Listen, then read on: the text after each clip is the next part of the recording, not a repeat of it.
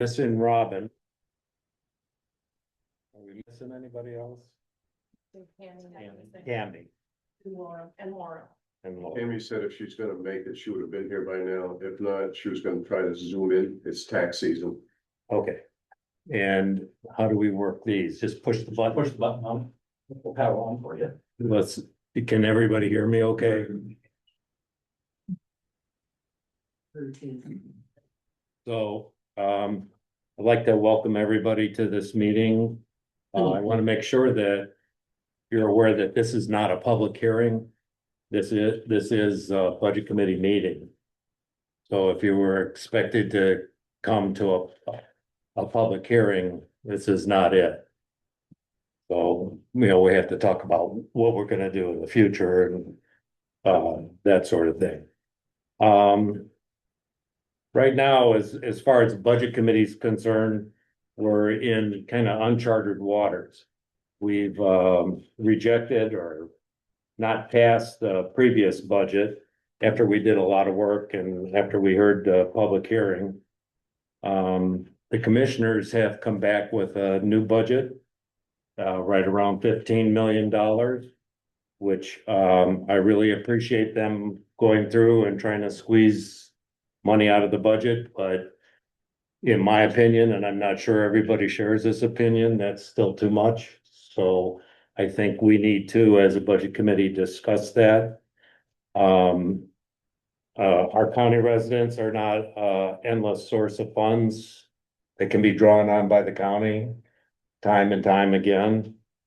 And we've talked about unsustainable growth. And somewhere along the line, we've just got to stop the growth. And this may be the time that we have to try to do that. One of the things I'd like to do is start by going through some unresolved questions that we had so that we can start to look at and see if we have a way forward or what our way forward will be. Anybody else on the committee have any comments they'd like to make before we start to ask some questions? Bob, just to be clear, we would go to a public hearing though before final decisions are made, so I just want folks who did think that they were gonna have input. I think we have to make that decision as a committee. And I would recommend that if we're gonna change a budget significantly, then we really need to let the residents of Waldo County understand how any of those changes affect them and affect the services they expect from the county. Yeah, okay. I was just hopeful to that, and so Sure. I want people to. I want to add to that. Sure, Mary. So my understanding is we're required to have a public hearing. And we have not technically, if we're, the revisions that have been made by the commissioners on roughly January 5th, we're now gonna look at for the first time. We haven't been together since that's happened. There's a bunch of stuff that's happened that we haven't had a chance to discuss on any level. So whether it was something new, different, big, small tonight that happens, my feeling is we still have to have that official public hearing. That is the final before we have the final, sign the deal, vote on whatever the budget ends up being tonight or other time. Oh, Mary, I agree with you. Okay. Thanks. And I mean, we as a committee have to make that decision. Yeah. Individual members can't make that. Right, Can't but make my that understanding is that's a requirement. I do think, No, we received a legal opinion, and based on the statute, the public hearing has been cured. And so you as a budget committee can pass the budget, but it's up to the budget committee to make that decision. If you want to have another public hearing, you've already cured the statute. It's been cured, and so if you want another one, then it's up to the budget committee. We definitely need to vote on that. yes, I don't mean to interrupt, but how is that cured? How can that one meeting that happened a while ago be counted as the meeting? oh, Jesus.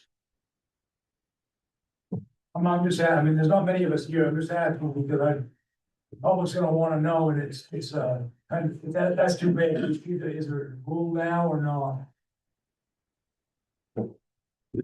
I'm sorry, I was messing with a phone that wouldn't stop ringing. Could you repeat yourself? So, Kevin says that the meeting was cured by having the last meeting. Is that the real time? Are we not having the opportunity to have another public meeting afterwards? I think everybody on the board feels like we need to have another public meeting. So we have not voted on that yet.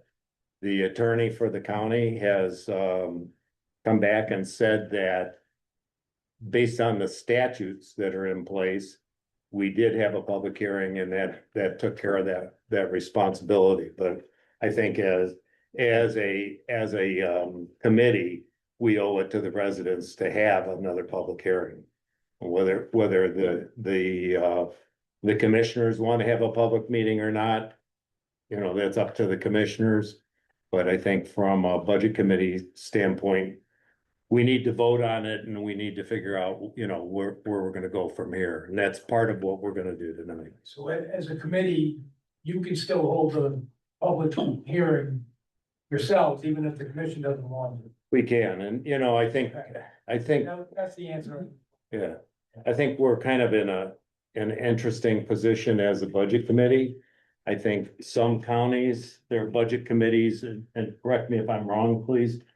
I think some counties' budget committees act as advisory budget committees.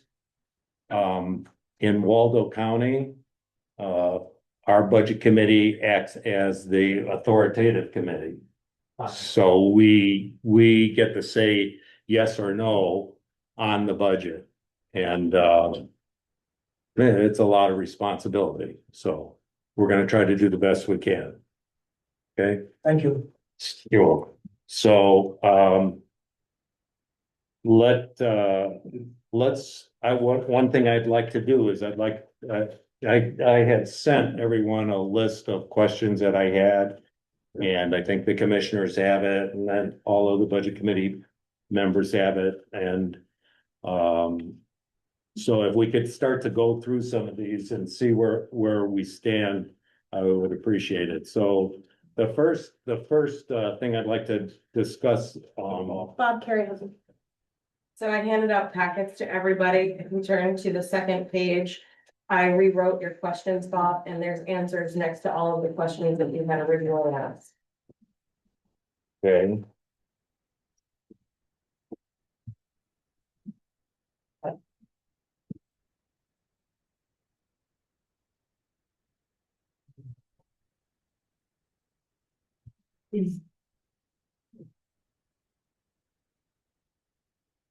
Questions are actually numbered, Bob. Yeah, I see. Okay. Uh, unfortunately, I didn't number them in my notes.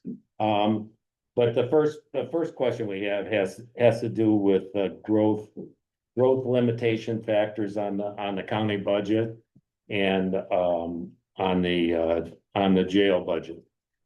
And I think one of the problems I have, and when I look at the revised budget, I see you see the county jail, it looks like it's gone down 20%. But we know that that's not necessarily the case, because there was a restatement of a lot of the a lot of line items into other departments.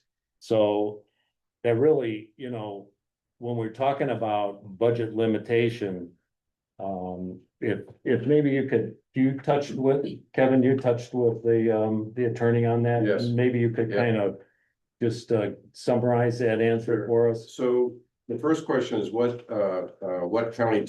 the county tax cap? And based on this, the legal opinion, it has to be 18.33% or less. The revised budget was reduced to 17.36%. And that's a drop of $2,417,364.26. So we did drop the budget, the proposed budget by over $2.4 million. So we're well within that percentage of the county tax cap. Question 2 is to verify the county tax cap at 4%. expense lines were moved from different cost centers on the county side. And this goes back to we're trying to realign 46 general ledger accounts into the correct cost centers. There's 22 cost centers, so I think there's 358 general ledger lines. There's 12 departments, and 4 departments have their single person departments. So when we did that, it created some confusion. So, but after reviewing the spreadsheet, and it's in your package, it's gonna look a spreadsheet like this. Your last pages. It realigned the 25 jail budget to the 26 jail budget. And it's a jail budget of a 4.71% increase. And by legislative authority, based on the statute, we can ask for a legislative approval on that. I haven't heard of another county doing that. But there's a couple of reasons why that went up, and I think we've mentioned this before a number of times, is the housing. And the cost of actually housing the inmates has gone up from $58 to $95 on the male side, and $135 on the female side, and to the medical cost line based on the jail for opioid treatments has gone up, and I think that might increase by $400,000. So if you look at that 4.71% comparison from 2025 to 2026, it's 4.71%. So I know that's an accurate figure. So Kevin, what page was that on? I'm sorry. It should be this spreadsheet. Is it in color? It should be on the very back of your packet that I gave. Oh, the last. Page. Yeah. And it will, it's highlighted in a variety of colors. So if you go to page 2, or page 1, page 2, and page 3. Page 3 actually shows the difference in the jail, the restated numbers. Bob, wrong packet, the one that I handed out.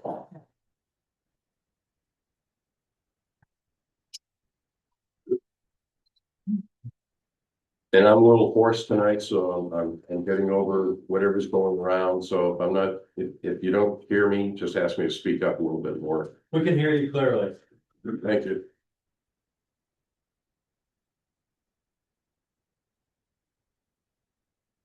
And these numbers here are fresh off the press, so I know that, we didn't get them out to the public, but we can get these numbers out after the fact. The last page there, right there, Bob. This one right here. Yeah. If you look down, you'll see that 4.78% is the restated numbers. And if you look at all the column numbers, you'll look at the budget committee, commissioner requested 26, budget committee, 12 months, 26, budget, revised jail budget comparison, 26. So you can see the restated numbers as requested. I'm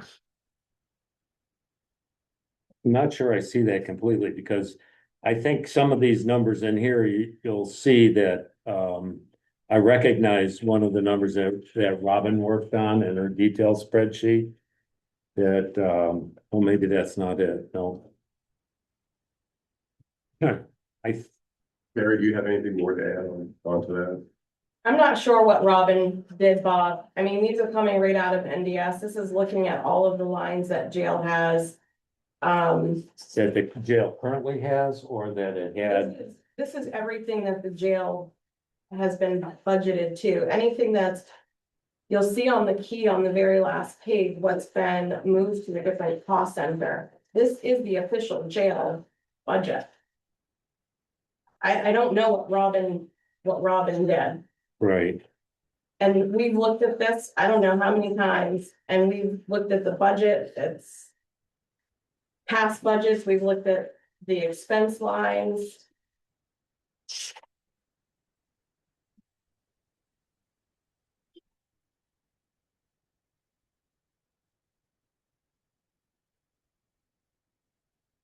So you're showing the budget amount of 25 of $4,083,000.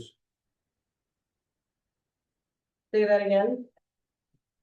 The budget for 2025 for the jail was $4,083,000. Yes, And the revised budget shows 4,278,000. yes. Based on adding every line back in that was moved to a different cost center. Yeah.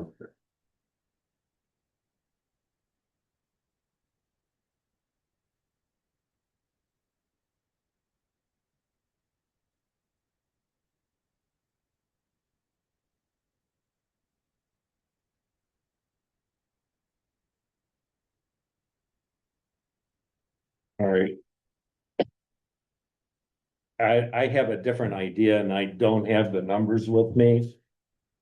I was hoping Robin would have made it.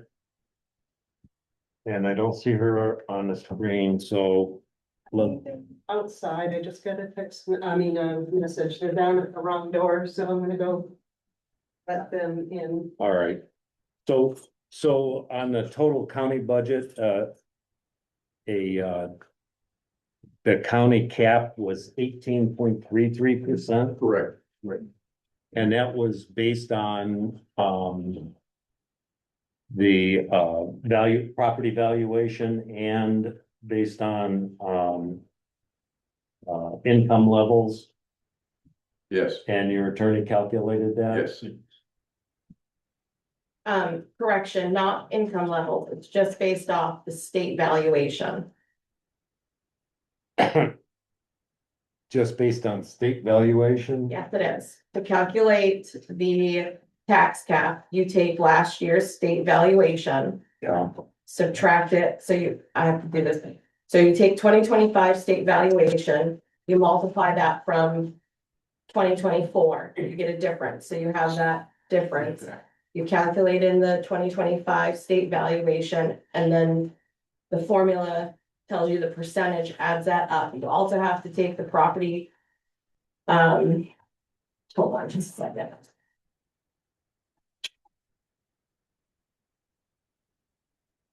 The state also issues what's called the average real personal income growth. Yep. That's a factor that plays into that percentage, given the state valuation as of April 1, 2025, comes up with your percentage of increase or decrease. You total all of those to get your property growth factor. You add your property growth factor to your personal income growth to get your total tax cap. Yeah. Well, welcome. You see the sign that said use the ramp? Oh, But yeah, everybody was called on the phone, I- you were apologizing and not listening. sorry. All right. Give you a second to get settled in.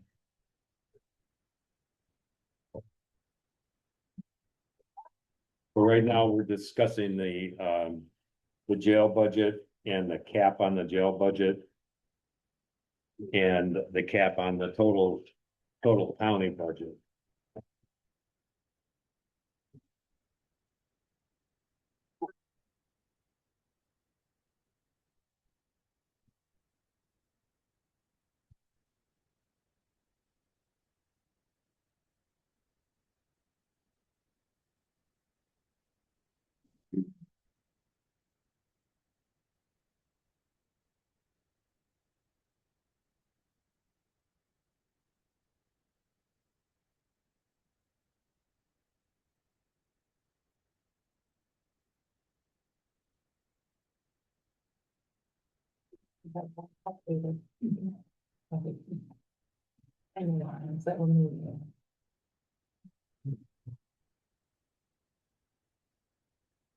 So, Robin, what Carrie has said is that based on the restated, budget compared to 2025 for the jail, we've only gone up 4.78%. And when we looked at that figure, that was more like a 25% increase, wasn't it? I never look back, I don't. Okay. And do keep in mind that new value is based off the revised budget, so change Right. has been made. As why there's also a reduction. And when you're doing this, you're doing it net of the revenue offsets. No, well, with the jail, yes, there is a Yeah. revenue offset. That's state revenue.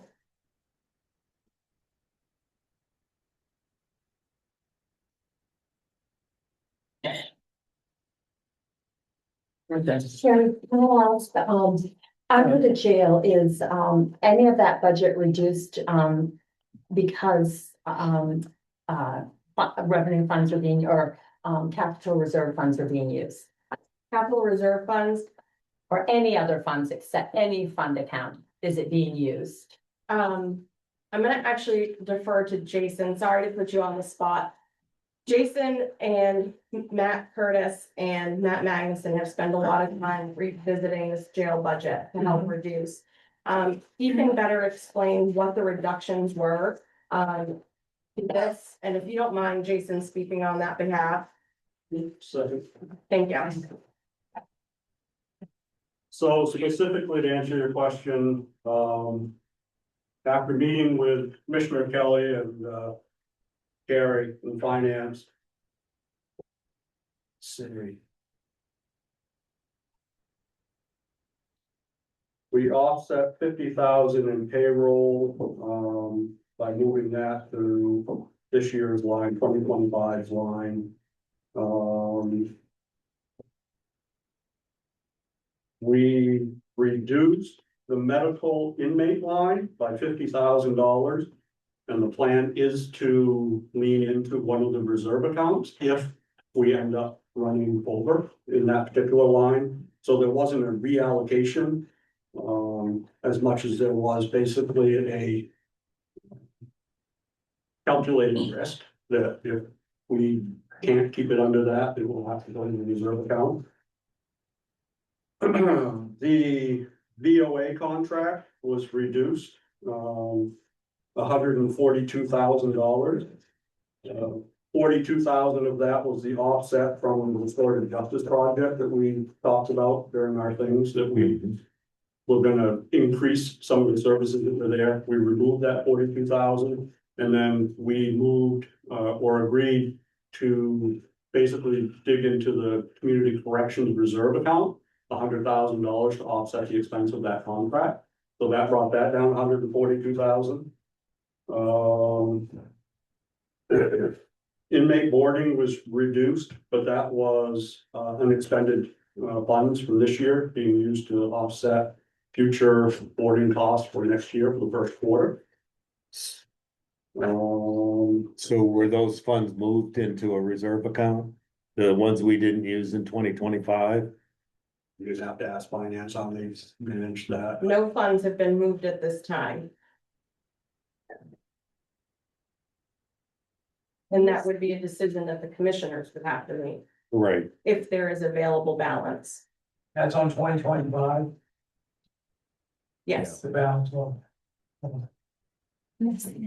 So the boarding was offset by 250,000 from unexpended, 125,000 from a reserve account called the revitalization reserve account, which was created.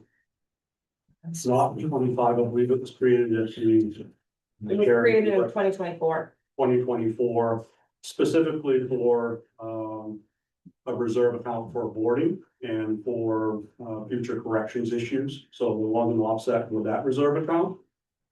And then we reduced the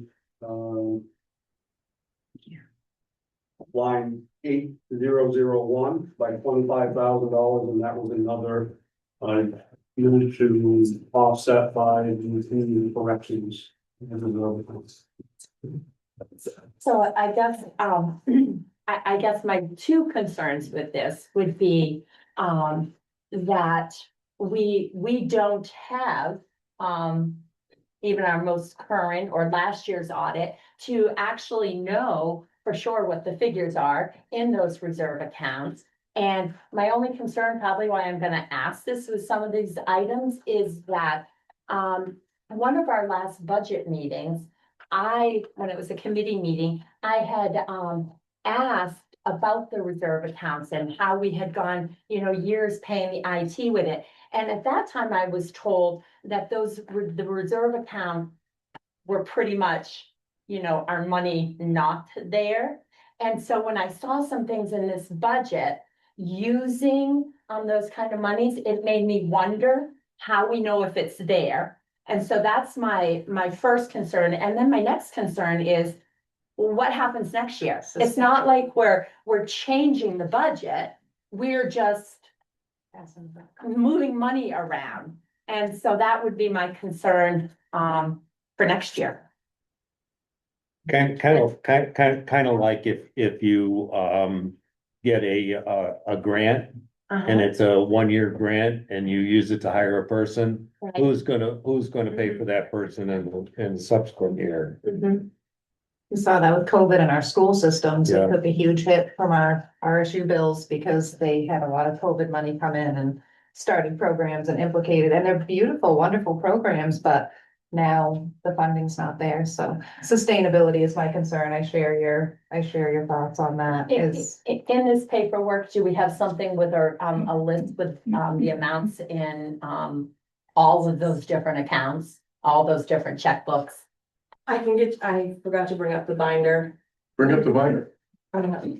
We'll pause on that question. We have it ready for you. Okay, and is that according to the last, audit that was just finished, from what year was These that? are actual bank balances.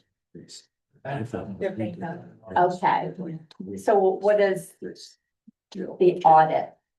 We're still waiting on the 24 audit. We're still waiting on the 23 audit. You've received the 22 audit. 23s, they promised by, the auditors have promised by March. Okay, so when you say the bank balances, you mean the bank balances for each of these individual checkbooks, okay? Mhm. The actual to the penny. That are labeled with those specific reserve accounts. I don't know if it's stated on the bank statement, but the balances are there in all these accounts. So she'll bring it up. She'll hand you the book. My questions come from my town, when No, I we understand. had this happen and we were told there was, this much money sitting there in these different reserve Well, accounts, and then come to find out, If you wasn't. read, when the news Washington County, I'd be asking the same Uh-huh. question. So we've got the bank statements for you. Mhm. One thing that has made this more confusing this year is not knowing what was done from reserves the previous year, because it's not Yeah. clearly notated in the budget. And so I would hope that something positive that could come out of this is if any of these, Well, Carrie, this- if any of these costs are being offset What? by a reserve, that it be notated so that we're comparing. Well, when you Next said you year. had it all written down, I'm sorry, I thought that you It's might tough like to have listen to two print out. people talk at one time, so if you would. Okay, well, she just popped this down in front of me. The Those whole are- binder. Those are our bank statements. Okay, so when you said you had them, you didn't mean that you had a printout with all of the reserve account amounts. No, Okay, well, obviously I can't go through all of this right now, but. And, well, Push your button. oh. So first apologizing for being so late. It's cold out in the parking lot. But I'm still not really clear on when we're moving so many things. Can you hear me? Yeah, when we're moving so many lines out of the jail, I'm not at all clear on how that affects this whole percentage year-to-year increase. And you may have discussed this before Laura and I got in here, but we've taken a huge chunk out of corrections. And if we just take the bottom line, this year corrections versus previous year, that's not the same numbers. I mean, Can I respond to Look, Hello? Hello? You have to press the button. Is it green? No, there you go. You just heard it. You're good there. One more. Pressing it hard. Yeah. So in the past budget meetings, you guys have asked for the breakdown. So Carrie took the time to break it down for you guys. You guys asked for the difference of numbers from what it was before we pulled everything out of it. We pulled all the stuff out of it because they didn't belong in those budget items. They should have been done years ago. So we have now given you the spreadsheet that you guys had asked for, if it was all back in there and what that percentage increase would be. That's this year, Robin. That's You're that. talking about this, All the different colors in this piece represent when it came back from those line items that it Now- moved. Also, okay, in respect to Robin and Laura, they weren't here, so and I know it's not our meeting. But I think that it should be said to them, Bob, Okay, that there's a general consensus. That this is not gonna be a decision making and that everything's gonna go back in front of a public hearing again. Because they weren't here for the beginning part of this, yeah, so they didn't know that. They're just coming. but we were expecting that was true. We weren't thinking we were making it. That's okay, but there's a recording here, so out of respect for the audience, Okay, it should still be notated. thanks. okay.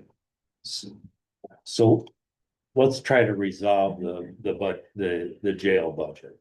Okay. And based on what we had done with the previous budget.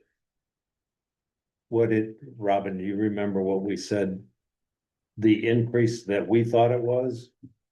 Based on adding the lines that were moved? No, the short answer is no, because I was more moving. I was restating to just look at, Year to year. right, but I had moved the stuff to facilities. I was looking at it without the HR and facilities being moved here. I guess what I'm saying is, so this budget with all the nice colors right now. So this budget with all the good colors, this is what would be compared to the prior year as Yes. far as, okay. That's what you've asked for. But that isn't the question that I just asked. But, okay, the statutory limitation. It's You're this asking budget. whether or not the percentage of 4% should be voted on, or is it the negative 20%? You're asking if, and that I can't answer. I know what you're asking. And I don't. Right, I'm have the saying, does answer to this budget is what you're saying is under the 4% statutory limitation? No, No, No, it's 4.78, okay, so it's slightly over. near, okay, but it's with all of these lines in it, it is with all the lines the same as 2025. okay. And going forward, then we would always need to restate it this way to figure out. I- That, We're in a great zone right now, okay, because those lines over to the cost of different cost centers, those now become part of the county budget line. And how do you know what your jail budget is then? We would have to do the spreadsheet.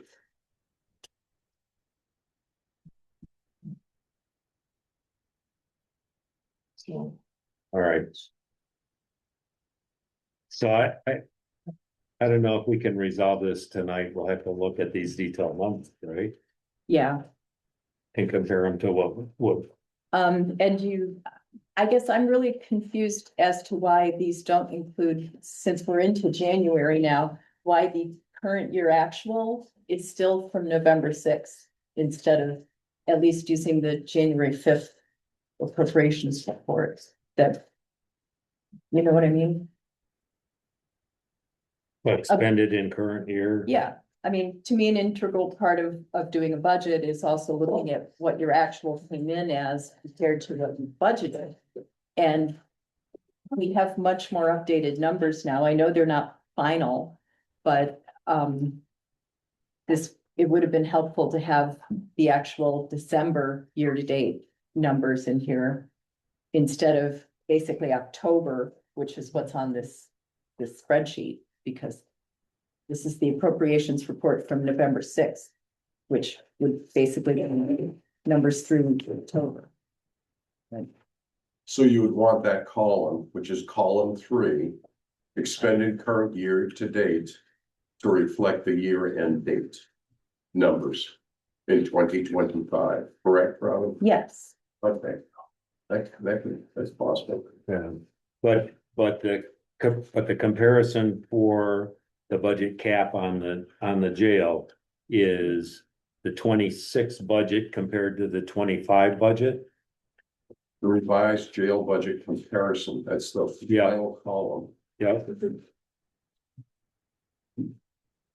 So since this is confusing, do we want us to delete I, eliminate department requested 12 months, commissioner requested 12 months, and budget committee 12 months? yeah, we don't need to, 26 columns. I mean, for that purpose, we don't need to see all of that. Okay.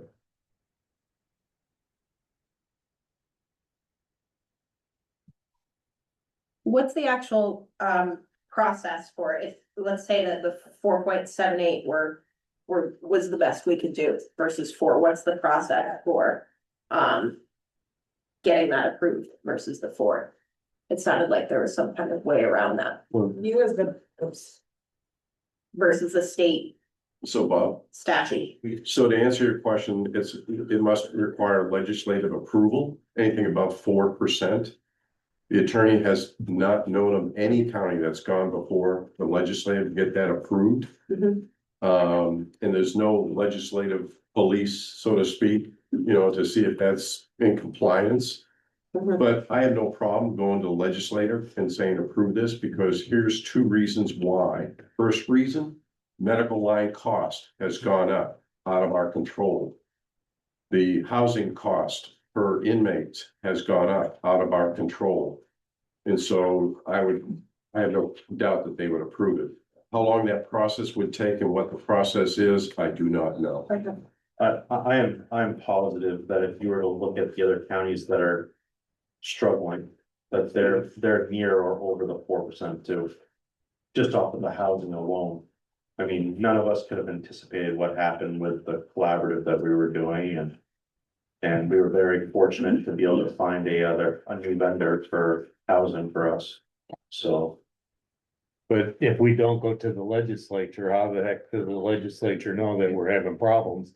Other than other than the newspapers writing up how every town, every county has a budget problem. And a lot of that's due to jail and medical and all of that stuff. I mean, somewhere along the line, Absolutely correct on that, Bob. And to raise the flag on the jail issue within the state, because the state is not in compliance with their own statute. Right. That's on the books right now, and it has been for years. I would have no problem pushing it forward to say, look, we need approval for it. You could make it conditional, subject to legislative approval, because I would be hounding them like crazy to approve it. And specifically because the federal rate has driven these costs up, let alone what the state has issues with. The federal rate, probably not so much the marshals, but the ICE issues that are going on have driven that cost up and decreased the availability of beds within the system. To the point where even if we guarantee them the money, they're not gonna guarantee us the beds. Do you think that would be wise to do that, though, to take that in front of the legislature, not knowing where we were in 2025? When we made a budget in 2025 that basically was not real to well, what true numbers were. let us discuss this and we'll Okay. open it up later for the public comment. Jason? So I can't help but to interject myself when we're having this conversation about the legislature and the 4% cap. So if you will indulge me for a moment to give a brief history lesson as to how we have gotten to where we are. So in our state's infinite wisdom, back in 2008, the state decided they were going to take over county jails. That effort failed. and basically turned into a legislatively created board of corrections to oversee county jails. And at that time, the state sold it to the counties and to the municipalities. That this was gonna be a great deal because our county expenses would get capped at their current rates. And that all additional costs to run county jails in the future would forever be taken over by the state. Anybody that knows state government should have known that that was probably not going to happen, but that was the promise and that's what was sold. Governor LePage, when he was in office, killed the Board of Corrections, and the state decided that they were going to push all control of county jails back to the counties in 2016. Now, recognizing at that point in time, they had already built up a $24 million contribution from the state to keep county jails running. They recognized that the only way county jails would be able to make that up would be to go to property taxes. So they didn't want that to happen. So they said, we will continue to meet our obligation as state and pay for future needs. We will cap counties with legislatively at a 4% growth, can't go above that. But the caveat again was that the state would honor their agreement and they would pay for all future expenses for county jails. Their funding has remained flat year after year after year as county and corrections costs, not only at the county, but at the state, has grown exponentially. And so every year, when you look at their percentage increase, or the percentage that they contribute to the system, percentage-wise, it goes down every single year. But they've never done anything to address the 4% cap. And the Maine Sheriff's Association, the Maine County Commissioners Association, we've proposed concept after concept to the state to allow counties to find some way to fund our system without having to go to property taxes. And every single time we bring it up at the state, they refuse. They don't want to share any revenue that they currently make. They don't want to provide the counties with any other alternative.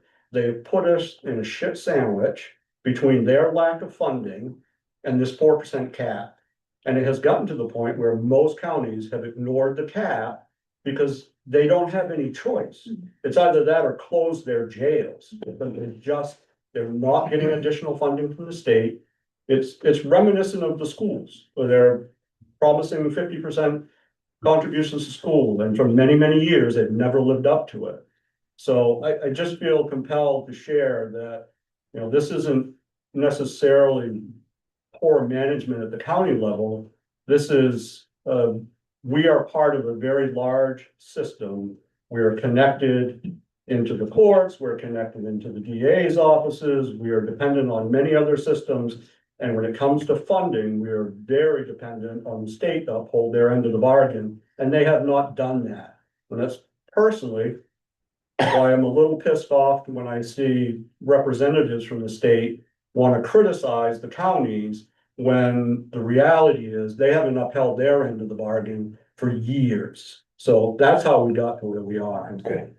Thanks, Jason. I totally agree with the sheriff, and I just want to state for the record, it's under MRS Title 30A, subchapter 701, section 2C, where the 4% is stated.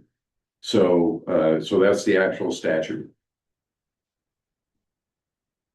Great. All right.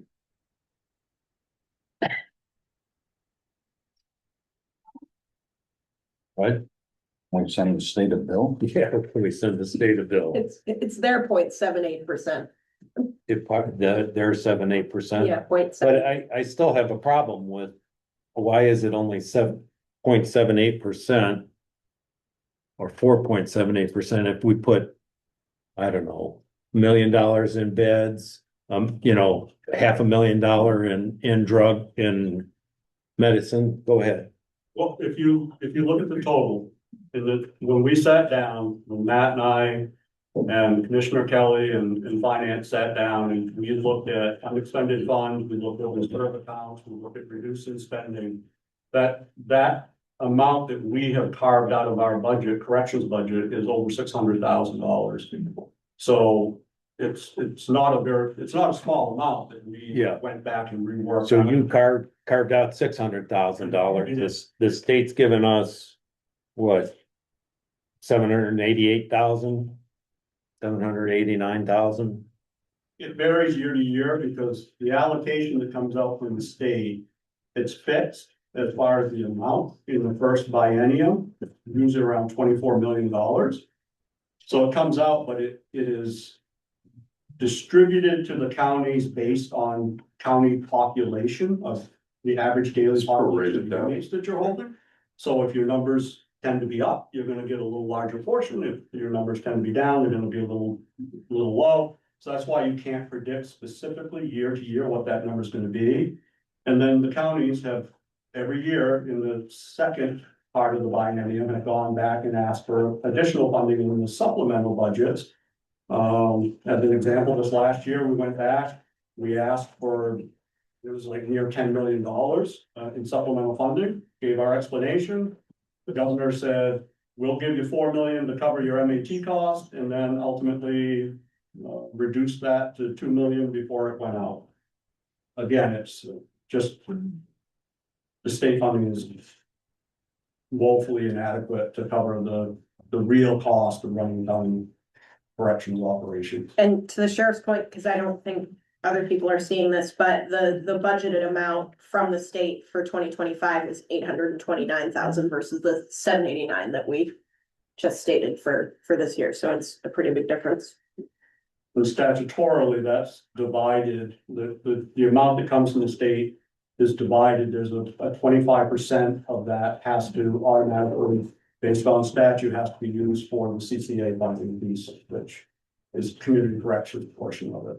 So that's that portion of the Goes to that, Volunteers of America, What's that? goes to the Volunteers of It America. has to go to anything that qualifies under the state definition of community corrections, which Volunteers of America, the County Garden, Maine pretrial, those types of, work programs, those types of things fall under the state's definition of community corrections.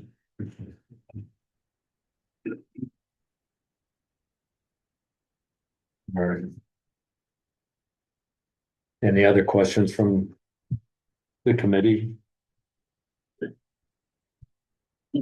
So just to be clear, we're gonna update the 2025 expended current budget. We're gonna department requested 12 months to commissioner requested 12 months. Yeah, we don't need, You don't need those 3 columns, and then the revised jail budget comparison of 26. that's all. Okay, thank you. And can we notate where reserve accounts are being used and what they are called? Sure. Thank you. Okay. Also just want to point out the finance, thank you for taking the time to put this together for everybody. Right. All right.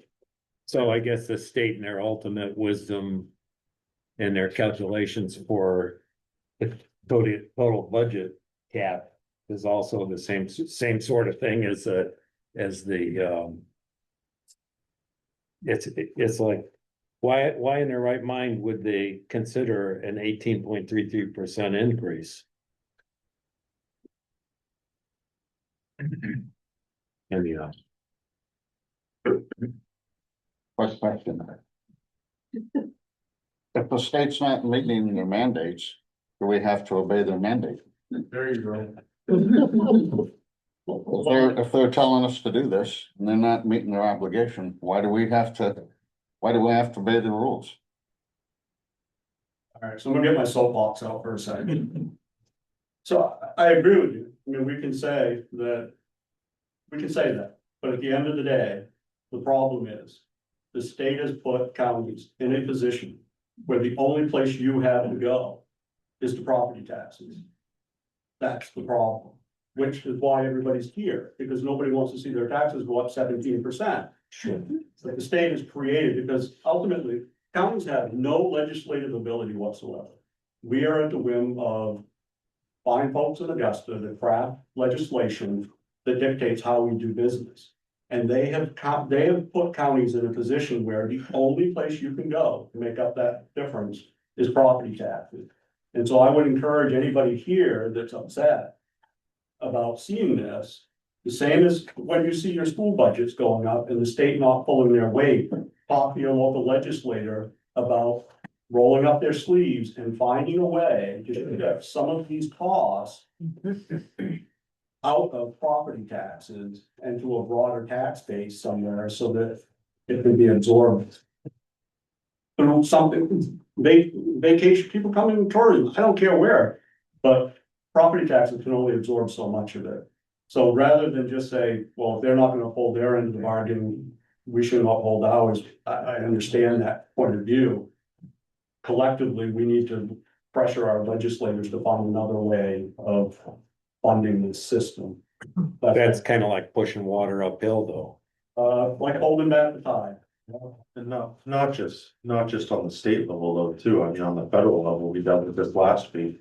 Where there was grants and. Here's another example. This is later on, through the budget process here, but in the deeds, tax transfer, they left to the county 10%. Last year, they took out 0.8%. There's a bill going through right now and take another 1%, even though they went up on the documents fee, they're coming back for 1% to take it right out of the county. So it's getting put on our back more and more, and the sheriff is right. This is a very progressive tax that comes right out of our pockets. And it's everyone that sits in this room, it's everyone that's listening, it's everyone that's not listening at home tonight. We proposed ideas from when they came out with legalizing marijuana. We talked about utilizing the marijuana tax. We've talked about we've talked about a number of ideas at the state about different ways of approaching this so that we are not leaning on property taxes. And every single time we bring it up, the door gets closed in our face. They have no interest in having this conversation. So it's incredibly frustrating when you live that day in and day out, year after year, where you are trying to propose ideas to shift this cost of the property taxes, and there seems to be very little interest in it. And the reality is it's easy for a state representative to simply ignore the fact that this is all getting pushed to property taxes because they're not sitting in here. And if they are, they're usually sitting in the back of the room just tossing eggs at us instead of accepting the responsibility for the fact that they are the ones that control the levers of actually fixing this problem. We're the ones that have to live with the consequences. Now, it may be off a little bit, but last year when we had the budget meetings, we talked about Chip Curry working on a way to handle the jail. Didn't he set up a committee or a commission or something to pull together to find a way to better manage the inmates? I thought that he was gonna be part of a committee. I think he was gonna be part of a committee. I don't know if he was trying to start another blue ribbon committee or not. Do you recall, Sheriff? He's worked on a number of initiatives around EMS and fire. And I know he sat on public safety last year, but I'm not aware of him starting any initiative specifically around county jails. I don't recall that. Well, all right, true. I might be wrong on that. Okay, I thought I heard, I thought I heard that. Bob, Yeah, thinking about the regionalization, something, yeah. I think that's what he's I referring mean, to. I talked to Senator very often, and he was well aware of the fact that we were trying to create some sort of a regional approach here in the Mid-Coast. I've had conversations with him about this particular issue, and I've talked with him about my particular beliefs around how we need to regionalize across the state amongst county jails in order to keep costs down and be more efficient and effective. He's been very receptive and open to some of my ideas. But I also recognize he's one guy in a very large legislature too. Sure. Let's move on a little. Bob? Yeah. Out here. when you're asking for information from commissioners, this isn't sustainable what's happening now. Might it not be in your best interest to ask for what the balance of the reserve accounts are as well? Taking money from the reserve accounts this year for 2026, but you have no idea what's left in the reserve accounts for next. That's what Laura asked for. Yeah. All right.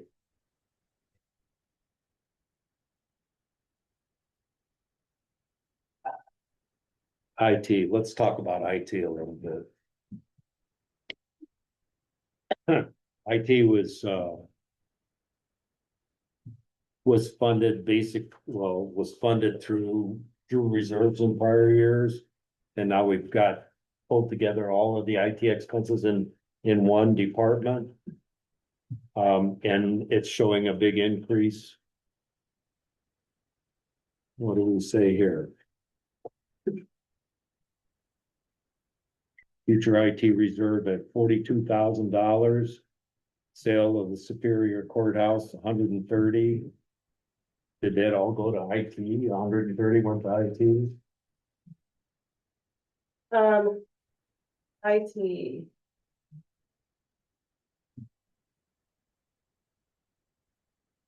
So there's some bullet points on here too.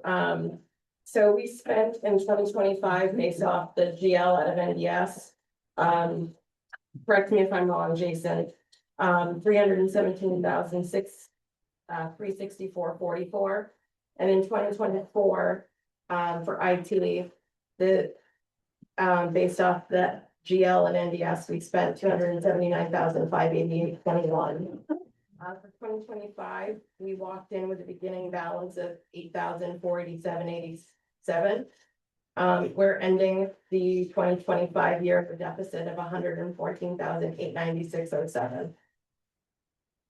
This year, the commissioners on March 6, 2025, voted to approve $50,926.10 for expenses from January to March. And they also, on that same day, voted to approve $17,250 from computer replacements for different departments. On August, we received the final check from the sale of the Superior Court building.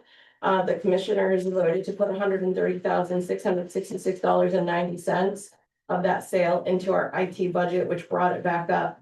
However, we are back in a deficit after some end of year expenditures.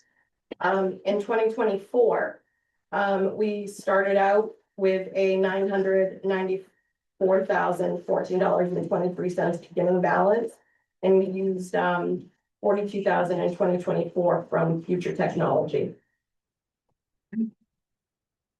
Okay. So we've used our sources to fund, and some of that is probably coming out of general fund, that undesignated funds, but again, that has to be approved by the commissioners in order to do that. So right now on IT,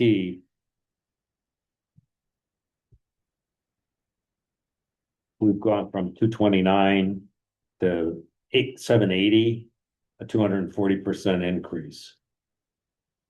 And that's on the revised, is that the revised budget? That is the revised. Yeah.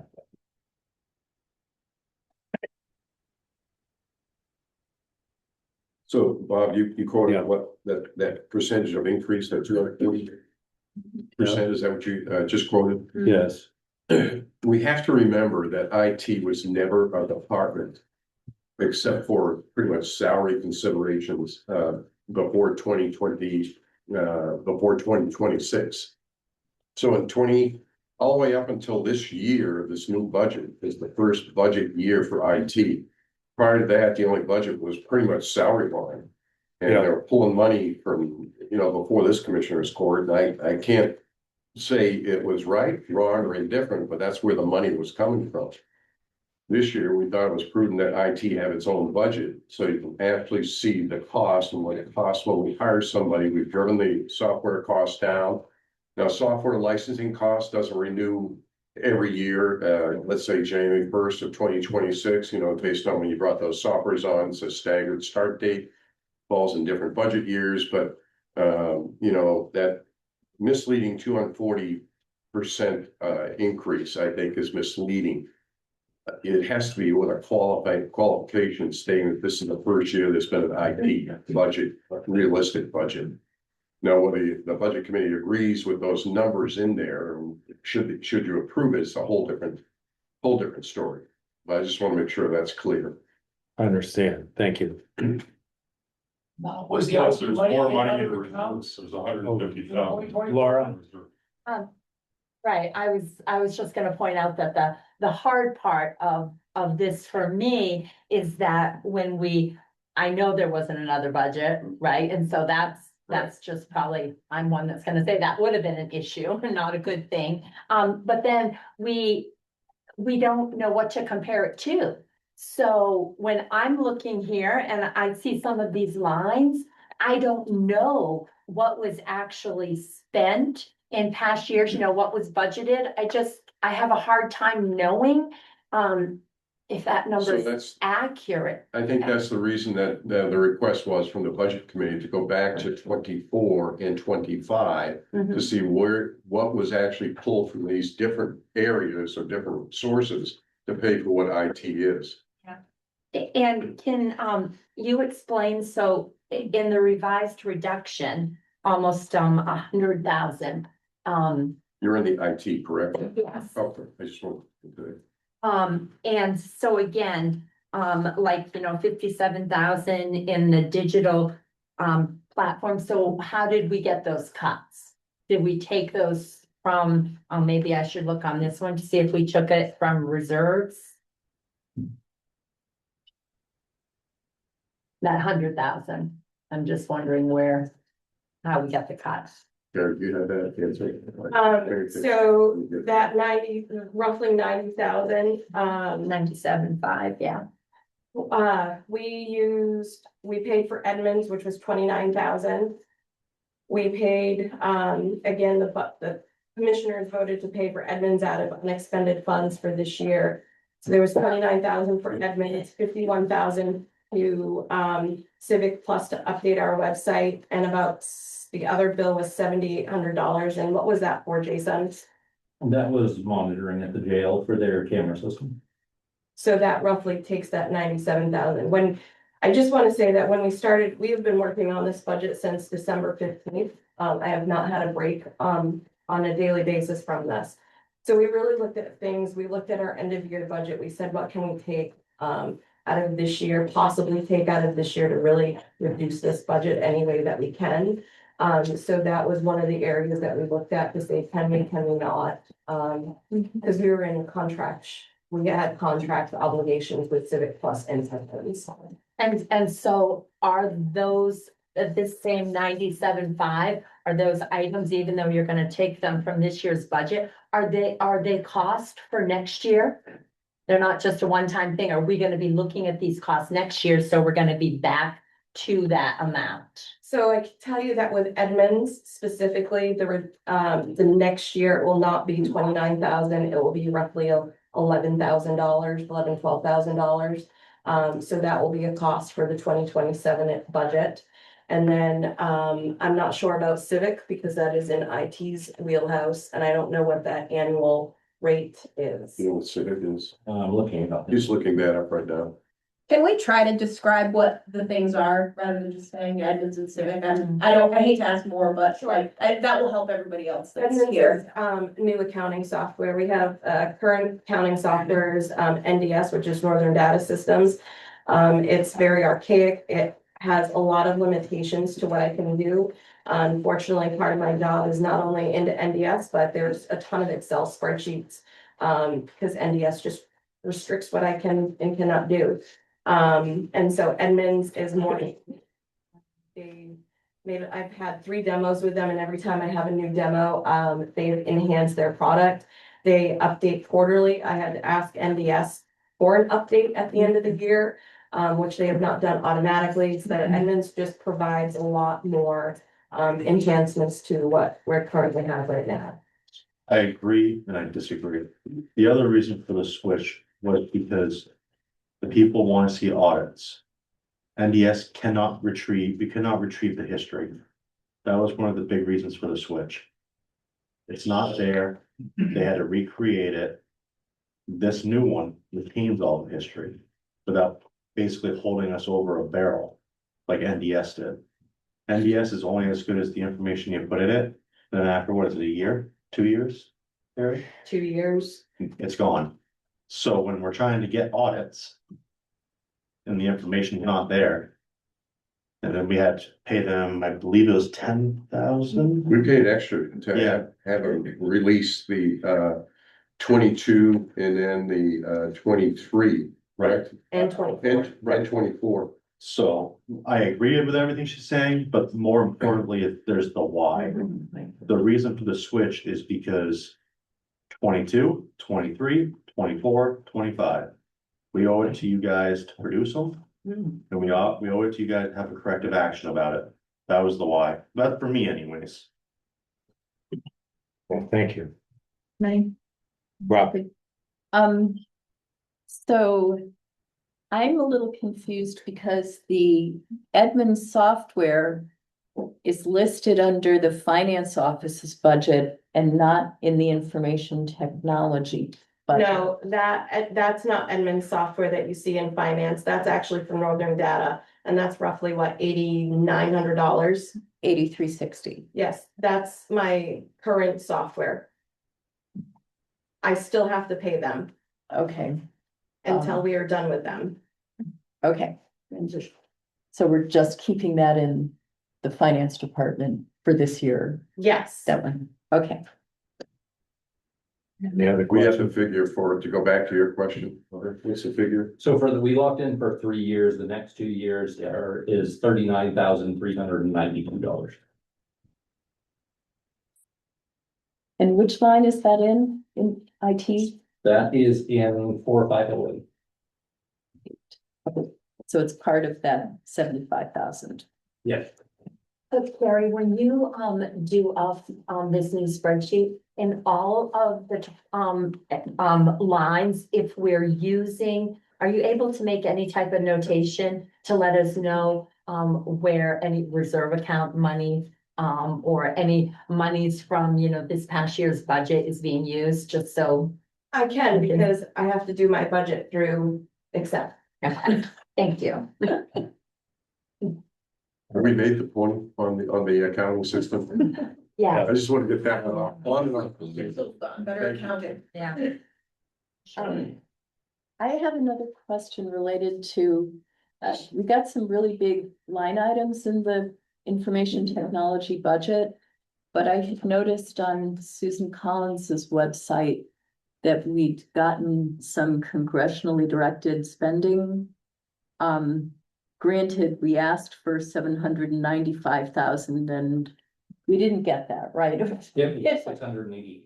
688, okay, so we got the bulk of it. A lot of what is listed in the original breakdown that you gave me, Jason.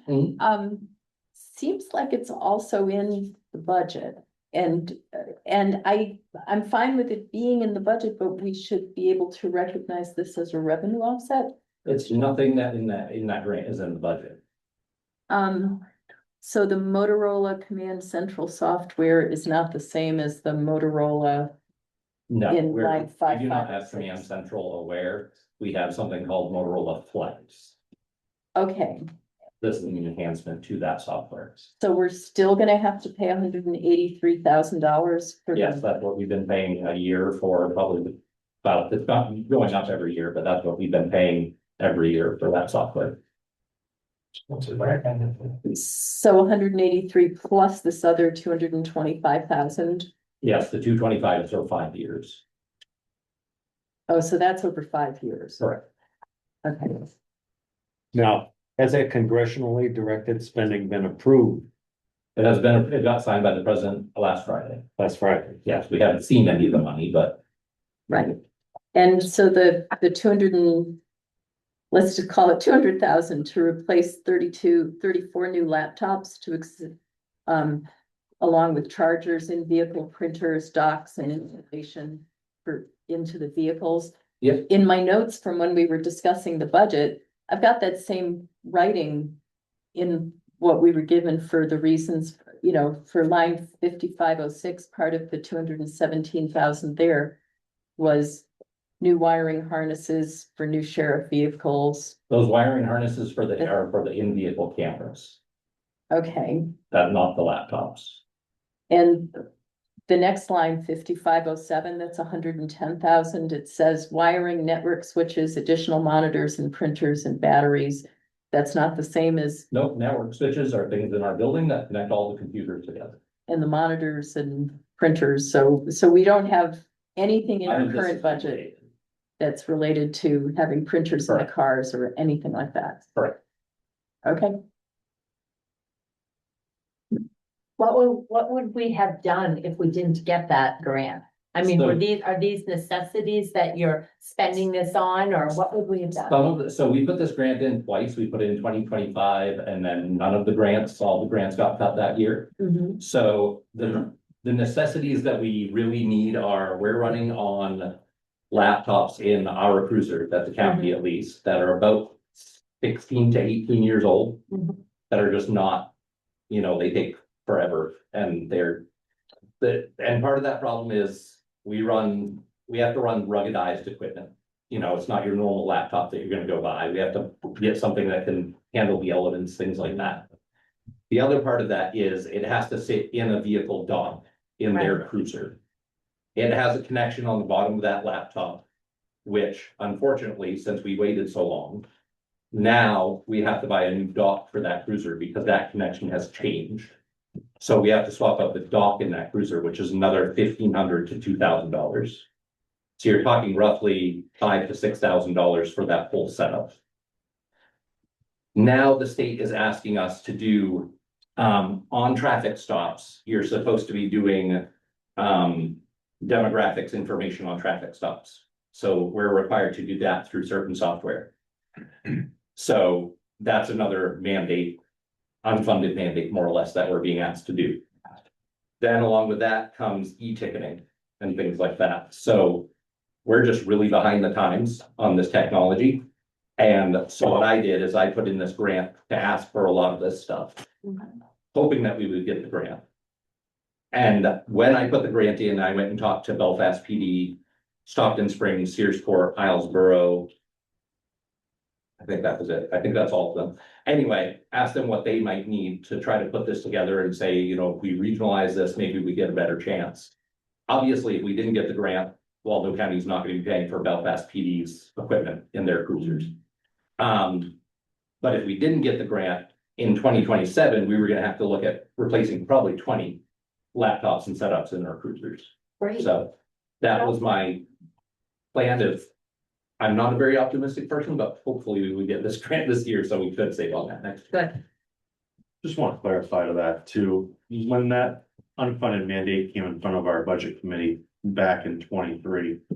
That committee at that time was strongly against that unfunded mandate. I know I was on that budget committee at that point in time, and the big reason is that there was a perception of a profiling that would be potentially, not saying that it is, potentially being done to the people that are being stopped. And as a commissioner, I still stand by that stance, and I will never agree to that. So. Other questions? Just to what Laura had said earlier about, the sustainability of moving certain items into the 2025 budget. It made sense to me when I saw this, or it made some sense to me when I saw this revised, commissioner's version that, that 27th pay period that we were hit with this year, which is a one-time, or not one time, but an unusual thing. So the idea of moving a pay period back a year, I can wrap my head around, but if any of these things that are the idea of moving them into 2025 because the money was there, I just, I don't know how sustainable that is, and I still want to look through and find cuts because we can't count on that money to still be in another year the next time this comes around. Anything else?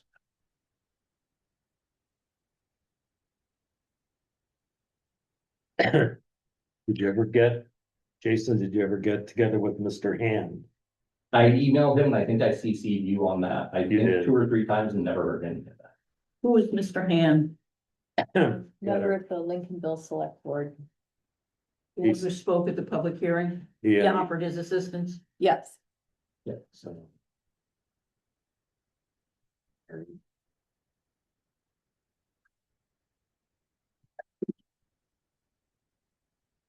so a lot of your IT budget is a mandated budget. So the budget, it's a tricky question. Having IT is not mandated.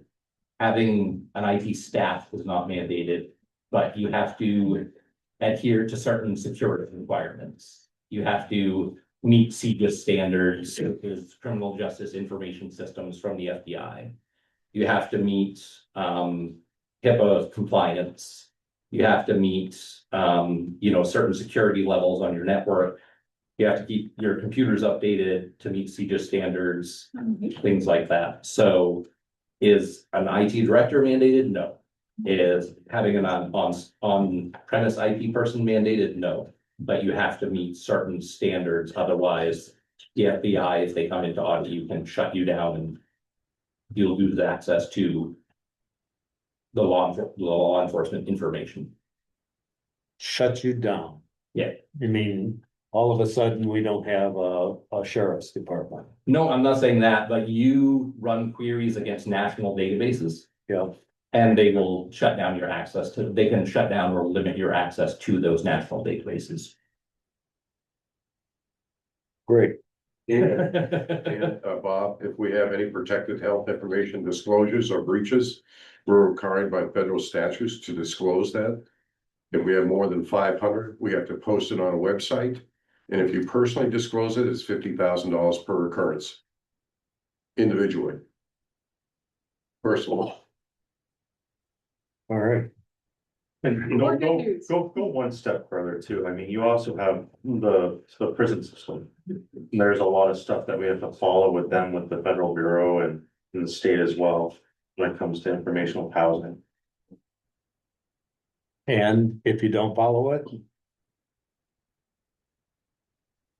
Well, then you don't have a prison. here's the thing. I would love to answer your question on that one, but there are some things that you can't answer that are HIPAA related when it comes to the inmates. So like, I can't, even though I have personal experience, but I'm not gonna violate someone's rights either. All right. Any other questions?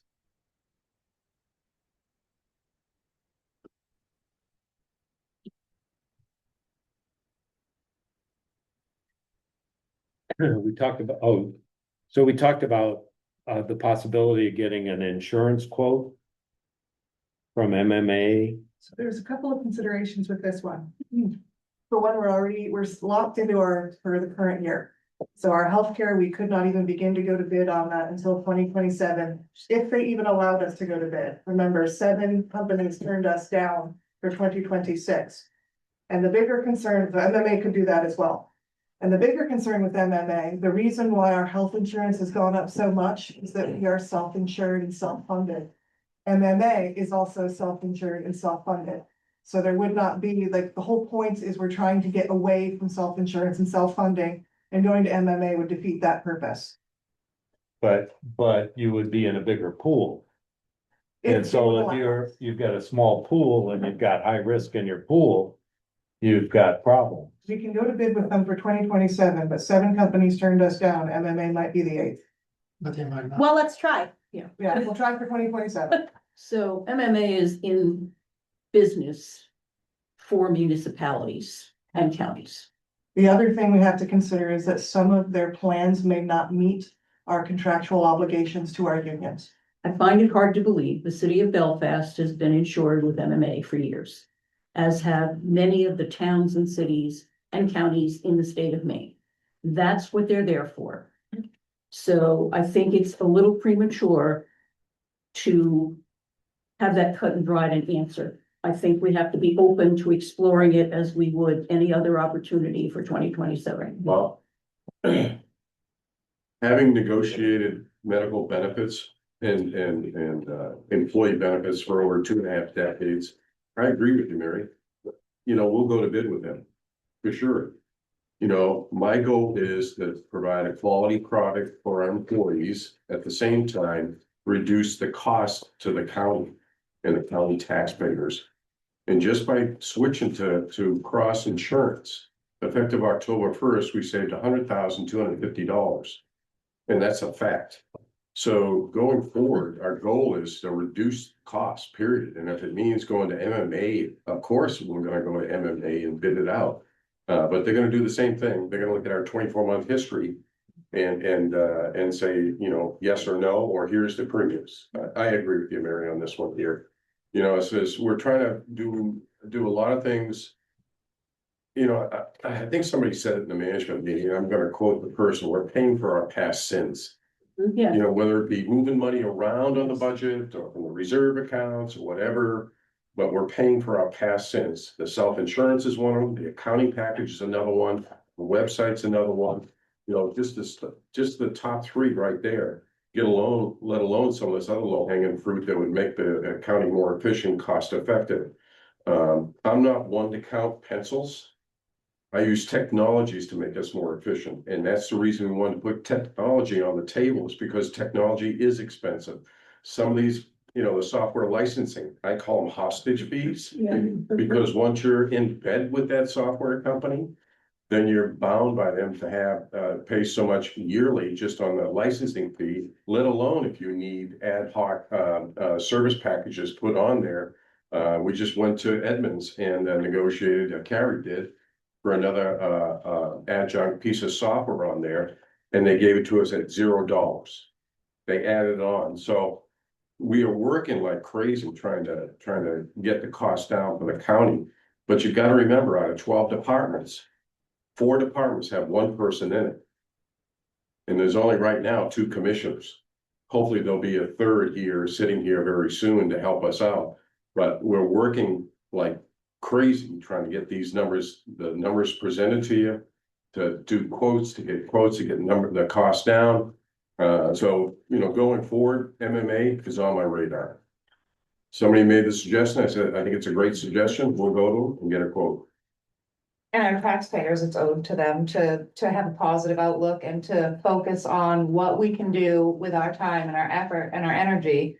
And, you know, I agree, we shouldn't naysay or shoot down ideas and, you know, as far as, especially with MMA and trying to cut costs. So, you know, if we can project that everyone is willing to try, even if you think Sure. it's a no.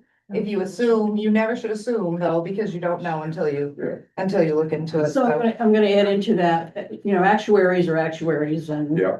Oh, yes, they They call the are. shots. But I will throw in there that the city manager of Belfast, Aaron Herbig, is on the board of trustees of MMA's trust fund for health Okay. insurance. Yeah. Good to know. So please use that. And I'll call it a lifeline there. Thank you. All right.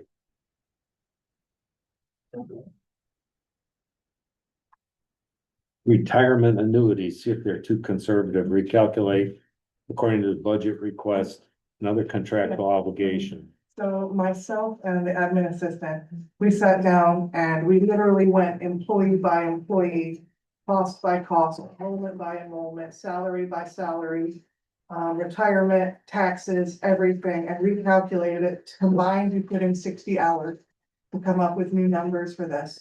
And you can see that we have been able to cut things down because we literally calculated every last thing down to the penny. And we also included things such as overtime. We also included things such as stipends. We also included things such as contractual obligations. So if you look, we have managed to cut those down.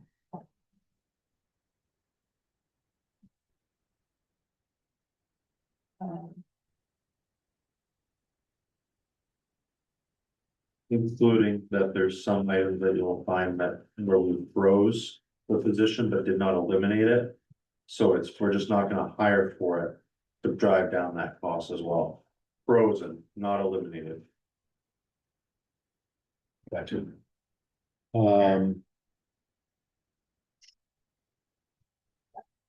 and this is kind of a broad one. Ensure all budgets are budgeted to the minimum statutory requirements. So if we have a statutory requirement that we have to make, are we budgeting all those statutory requirements at the absolute minimum we can budget them at?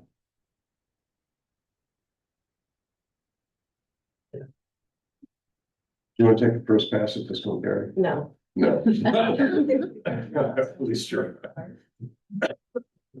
So on your worksheets, that new package, we actually listed, if you go to pick any worksheet. Yeah. And let's go to deeds. Let's start off with deeds.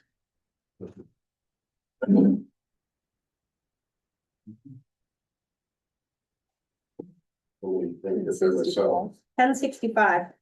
thank you.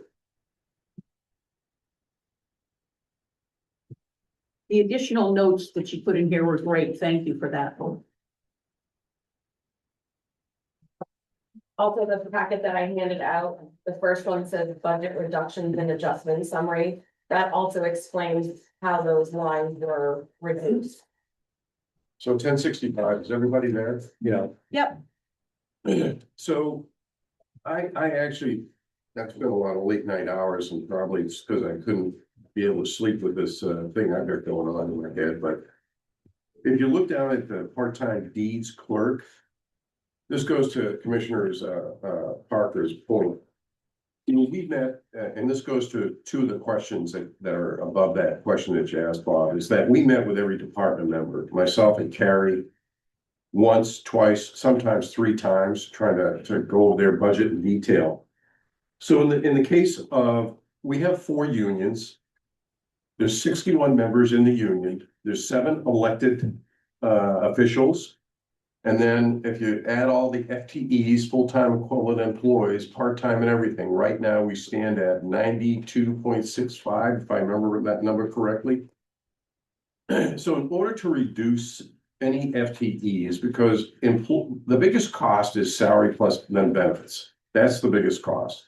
So in the case of deeds, there was a part-time deeds clerk there. We froze that position and we're not funding that position. And there's a reason we froze it, but we're not funding it. It's because it's in the union contracts. So the position hasn't gone away, we're just not funding.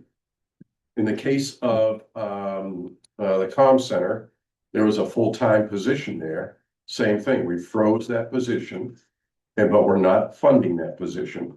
Another position which is non-union in the EMA department, emergency management administrative department, there was a part-time position there that was funded by a grant. The grant has since gone away December 31st, so that position is no longer viable.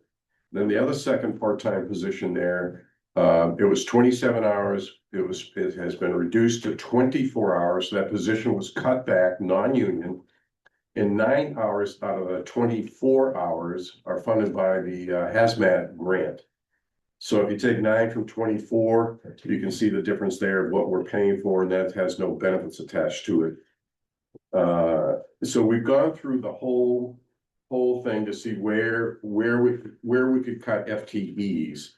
Those were the two, call it 2.5, or if you want to call it FTEs, the 2.5 that we were able to actually eliminate or freeze, for the union contracts. And then there was a reduction in EMA from 27 hours to 24 hours, and 9 are still included as a grant funded position.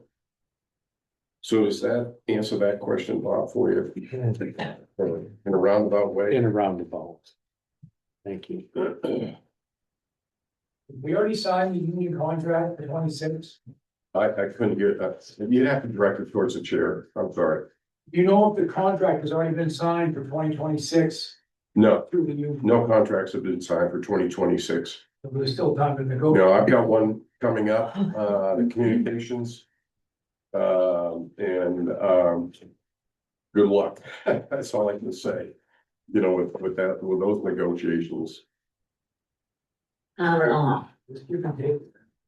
Do we have anything that's non-statutory that we can place on the? So if you click through, So like in the case of 1010 Emergency Management Agency.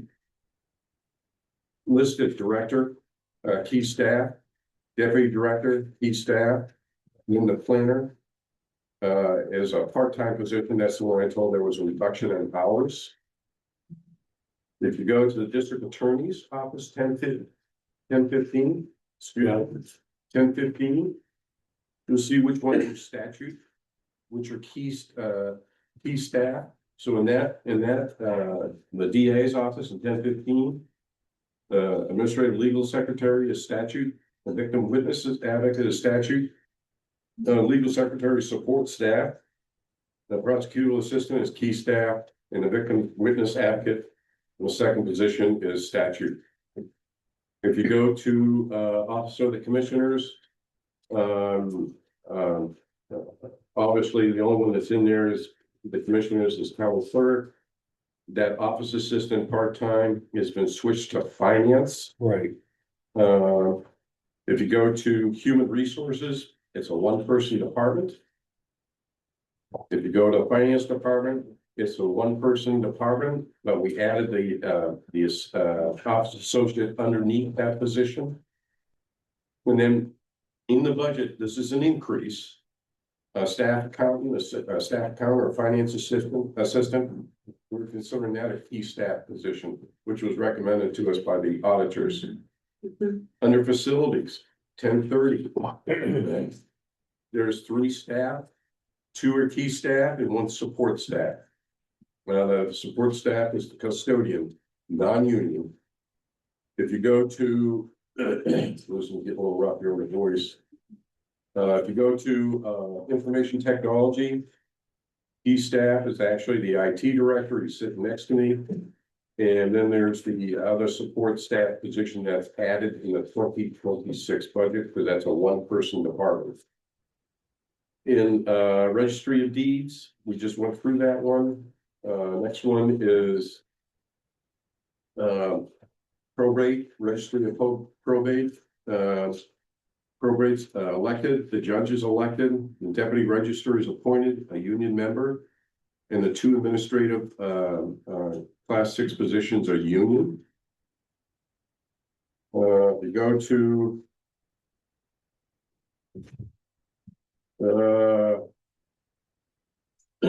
the sheriff's department, and he can speak to this department here, but the sheriff is elected, chief deputy is appointed, key staff.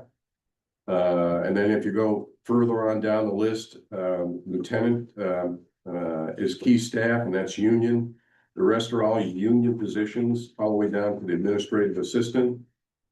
Then he has civil deputy support staff down there, and those are 2 half-time positions. And there's a corporal vacancy position there, obviously union. I think there's a total of 28 right now or something like that in there. If you go to communication center, directors, key staff, every other position there is union. I think there's a total of 17. Dispatcher, there was a dispatcher which is frozen, and we're unfunding that position. I know I'm going through this pretty quick, but I think I'm almost to the end here. I think that's it. Keep in mind, Bob, it was asked to have a percentage shown to you guys about what is contractually obligated. It's not on here. I'm hoping that it will be at some point. It is, it's on. Yeah, isn't it like It's 34 on or the something percent? down here. No, that's not what I asked for. I asked for the actual percentage of what would be the 17.36 of what that would be for employees for the. The salary, you asked for the salary. I asked for the salary. So it is I on the didn't ask bottom, for that. it's there. It's actually there. And so if you look at the bottom of the cover sheet for the FY26, the revision comparison sheet, the actual salary that we're obligated to pay because of union contracts is $5,214,902.95, which is 34.8% of this overall budget increase of 17.36%. So Where is that? down, what would be the 30.3 as a seven? Oh, I got that. You know what I mean? Yeah. Yes. That doesn't include benefits. That $5.2 million does not include benefits. Does not include comp time, does not include sick time, bereavement time. Am I missing any? Severance. Other Oh, no, post-employment benefits. Totally separate. I think that's it. I think that's it for the job. So Jimmy, that was the question I had asked, was, as, you know, public taxpayer, what is the percentage of the jail, of the, fees on this? Is it 17.9? How much of that 17.9 is it? Oh. Not 34, billion, whatever. What's the percentage of that? Is it 9? Is it 10? 8%? So you're asking the percentage of that 5.2 million? Yes. Do you know that off the top of your head, Gary?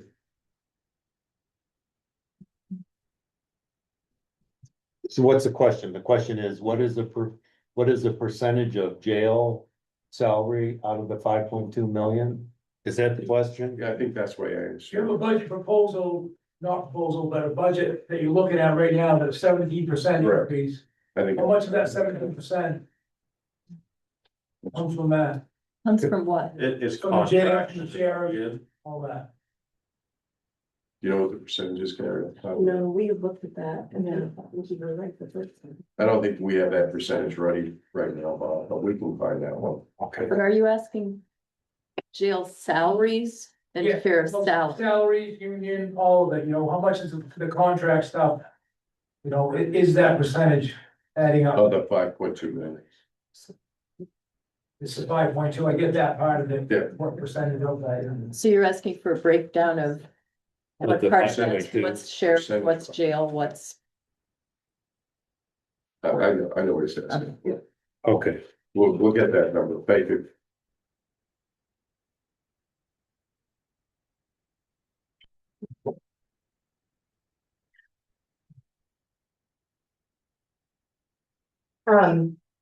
Bob, I just want to go back because you wanted to know what other items were not statutory. I do want to point out that, that special appropriations is not statutory. Right. Water and soil is not statutory. Yeah. However, the cooperative extension, that does have statutory requirements. At what level? It doesn't say we have to provide a building, office space, staff, we provide funding for through the 52,000, I think that they asked Right. for. There wasn't a percentage. The statute just requires, which I believe if you have your budget binders, if you go to, cooperative extension, what is it, 2005? Yep, it's tab 2005, the statutes in there on what the county is required to provide them. Okay. And I do believe the word may or shall is in there, the word must is not. Okay. And how about the garden? That's not a statutory requirement either, is it? Is that statutory requirement? It's not, but we receive a lot of community corrections money for the garden and the efforts that we do out there. That's true. But could you use that in other areas? You receive specific funds for the Community Corrections Act to do things like the garden. That's restricted in what those funds can be used for. Right.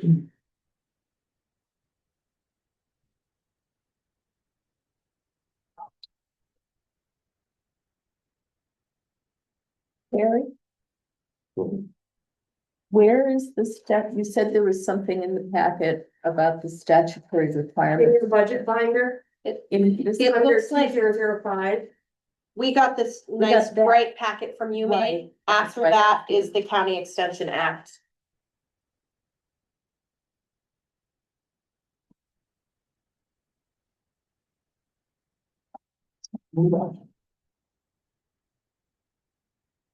Okay. Little light reading for tonight. I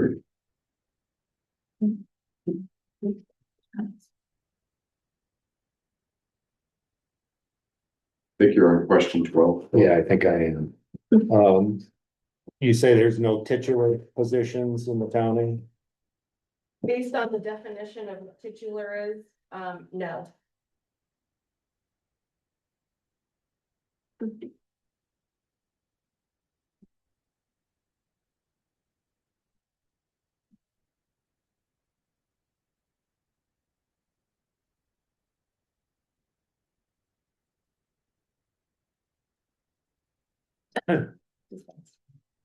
Reduction in those. Consider reductions in force in the 2026 budget. So that we can get it to acceptable levels. I see what you said about frozen and unfrozen positions. And that sort of thing, but those really aren't reductions in force. We can talk about that.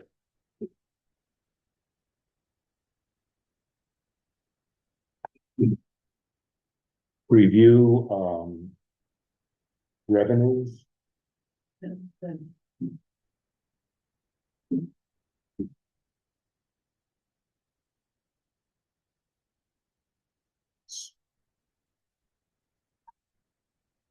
Where do we have our revenues? Back here.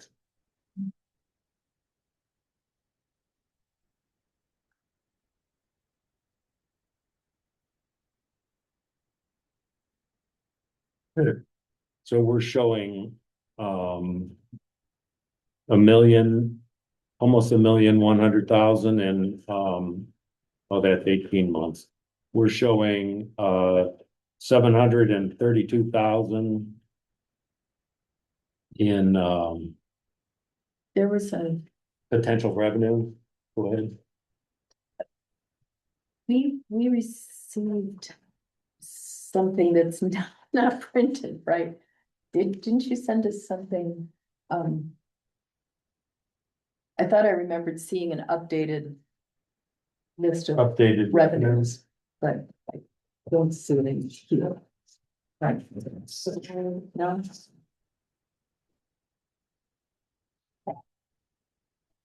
I did send you an NDF, a sheet of our updated revenues. You would ask for appropriations.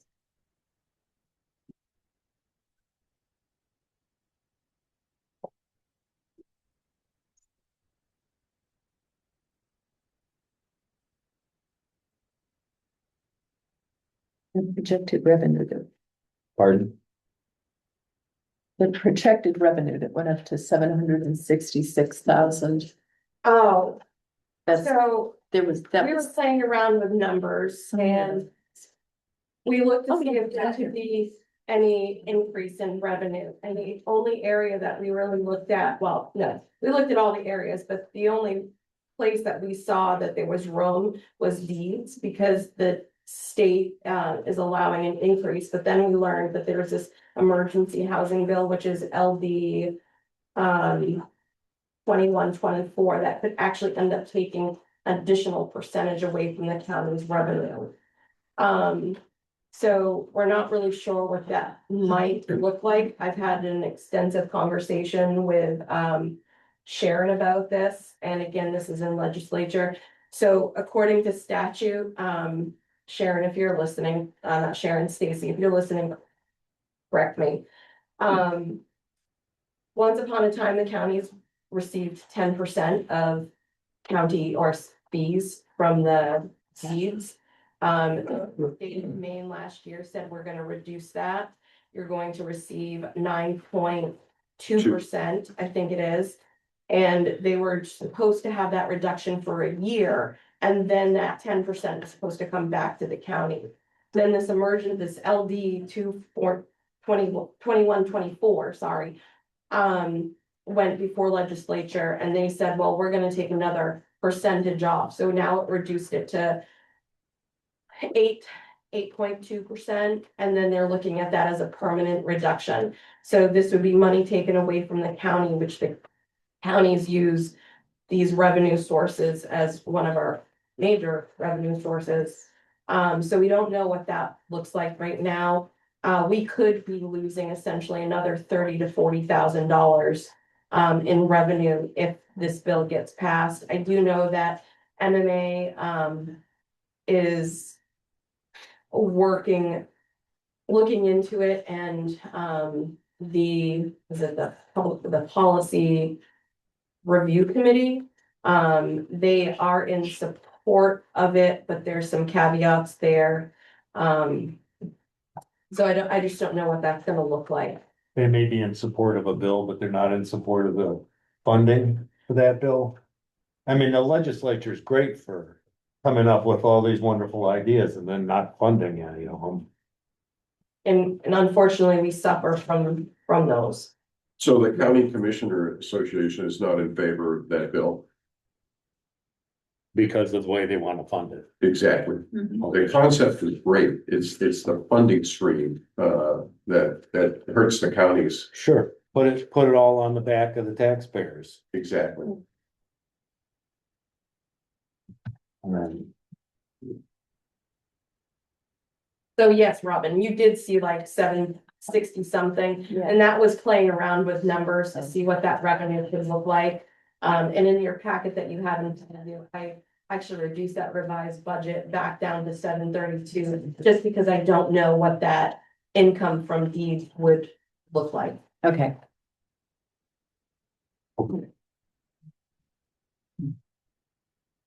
audits.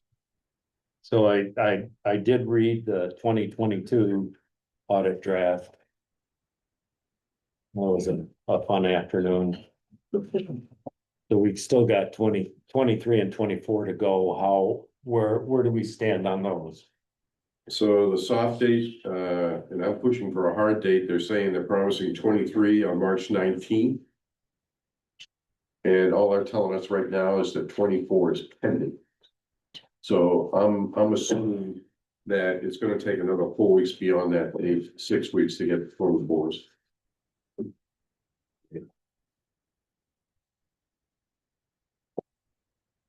Did I see that the auditing costs at the end of 25 or something, 27,000 and change? Yes, Yes. and that is due to hiring the auditor to reconcile 2023. So we've paid for 2023 already. Yes. Oh, we have paid 22, 23, and 24. The auditor has received over $70,000 from the county of Waldo for audits. Myself and Commissioner Kelly are probably on the phone on a daily basis with the auditor. I cannot express, there is nobody in this room more than I that wants this process over. I will publicly tell you that when I came in July of 2023, I did not know where we stood with our audits, and that was agenda number 1. I reached out to probably 30+ auditors. I had 3 leads.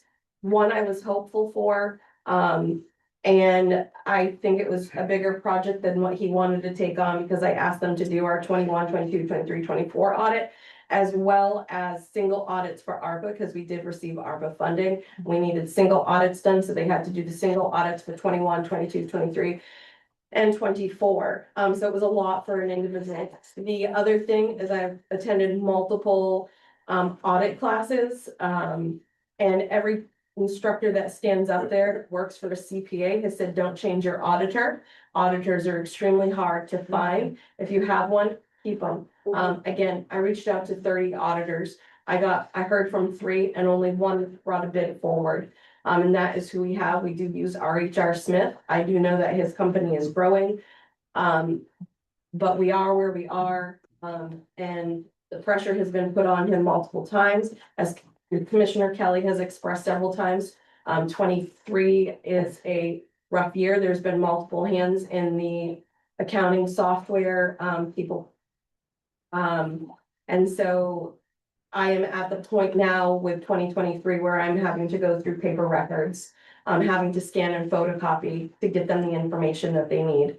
because again, our NDS software is not producing the records that they want. So after the additional payments yes, for them to do so. yes. I am one person doing a lot of this myself. Well, thank you for making so much, the fact that we had 70 pages of audit material to read before this meeting was really good. And the fact that, I mean, in December, we were like, where are all the audits? And now we have one and we have a reasonable time before we should have the next one. And that's, to me, that's a lot of progress. So thank you for everything you guys are doing to push And the that effort forward you guys aggressively. have put in here is not. It's a lot of stress, Yes. like, it is a lot of stress to do this. I know that we are not the only county and or municipality that is behind like this, but, I gotta tell you, our hands are tied with this auditor, like, we are fighting, and he has our money, which makes me so angry because I don't have any leverage. You know, I ask a simple question, I actually get probably 4 emails from 4 different people back, for more information. So, it's a challenge. So for clarification purposes, in case there are any reporters in the room. I'm It's sorry, not Mary? that there is a total shortage of auditors. It's that there is a shortage of auditors who will do city, town, county, municipal audits. Because they're a royal pain in the, and they just don't want to do them. So just for clarification. There is a shortage of auditors in the state of Maine and elsewhere who do not want to do municipal audits. That's where the shortage is. I will also follow up with that too and say I also reached out to firms that do regular audits and they will not handle municipal. They don't want to touch us. So I want to ask a question out of order about our revised budget on the audit line. So in December, we went in with a increase to 30,000. And on, I think it was January 5th, the commissioner's revised budget, it's 5,000 down to 25,000. So I'm understanding now that we have prepaid through 2024 or 2025? 24. 24. 24. So the 25,000 that's sitting in the revised budget that's proposed, the draft 25. proposed, 25, 26 budget, the, 25. Oh, in the 26 budget, that's correct, the question. yeah, I got you there. So in the revised draft 2026 budget as of January 5th, 2026, on the audit line, it was reduced by $5,000 to $25,000. That is proposed to pay for the 2025 audit. Correct. Should that line now be reduced, do we have a hard number from the auditor? Or should it be reduced because it's only 1 year? So, we have not made a commitment to our current auditor because he wanted us to sign a letter. He wanted a 50% retainer to do 2025, and I said, I don't have it in my budget to do a 50% retainer for 2025. So in an email, he kind of let us go. The commissioners met with him in a meeting and he said that he would not take us off the table, but we have not signed an agreement with that auditor. We have not given him a retainer. We're no longer first come, first serve. So we were in an agreement as all 3 commissioners at that time not to pay him any more money. That was a few months back. Correct. And I asked the question, are we still in the queue? Can we still, are you leaving the back door open so we can come? And he said, yes. So, you know, but until we get these audits caught up. But, you know, He also did say too that his time is competitive right. and that, you know, money talks for him. We got message from our auditor and they basically said, We're gonna get to it when we get to it. You're gonna pay what the bill we send you. If you don't like it, go somewhere else. And Yeah. we also use our HR Smith in our town. And we paid them the 50% for this year's. Yeah. And I went to three other auditors and asked them on a one-to-one basis, because I happened to bump into those firms in some other areas. And I said, would you do this? And they all refused. So the market is what the market is. And so we're gonna have to cross that bridge for 25 when we get there. But, right now, the goal is to get the audits done. Right. I'm used to having audits done in 3.5 months. But you're also used to a regular corporation, right? Oh, yeah. Profits, So- non-profits. So doesn't matter. these auditors have to go with government accounting standards. They Yeah. have to do, they also have to, Yeah. do financial accounting standards. They have, FASB, yeah. they have all the issues that you could ever want to have. And Bob, can I say, I mean, we have RH Smith too, so I'm a fan of his. I think he's tough. But I'm a fan of his. And I see it as a good thing that he is pressuring to produce more and more receipts or invoices, because like I said before, I don't know how we could do a complete audit if we didn't have all of that. And obviously from the management letter, I understand that that might be difficult for you from some of these past years, if we all read the management letter. And I'm anticipating that, 24's management letter is going to look different. But that it's a concerning letter, for Yeah. sure. And so, no doubt, there was a time that he didn't want to take our town either, because we were in such a mess.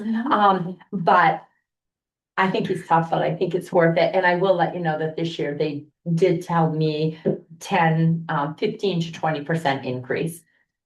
They've had a lot more oversight that's been passed down onto them, but also they demand, and so they can. I think we just weren't willing to put out more money until we had product. Yeah. Yeah. I can see that. Now, have you talked with the auditors about meeting with the budget committee? Yes, And what does he say? he's in flight right now, or he was in the past couple of days, but I told him the budget committee has requested him to come present. Yeah. It's a requirement. I've gone through auditors for decades and, I always had him come before the finance committee, and then go to executive session without management, that type of thing. Same thing with the board. To accept the financials, and his auditor, Kevin Edwards, who was handling the 23s, actually the 22s and 21-22s to come forward this past week and to walk through, because I always want to hear from them verbally that there's no material significant or findings. And if they want to discuss what's in the management letter, you read it, what the issues are, and I expected that.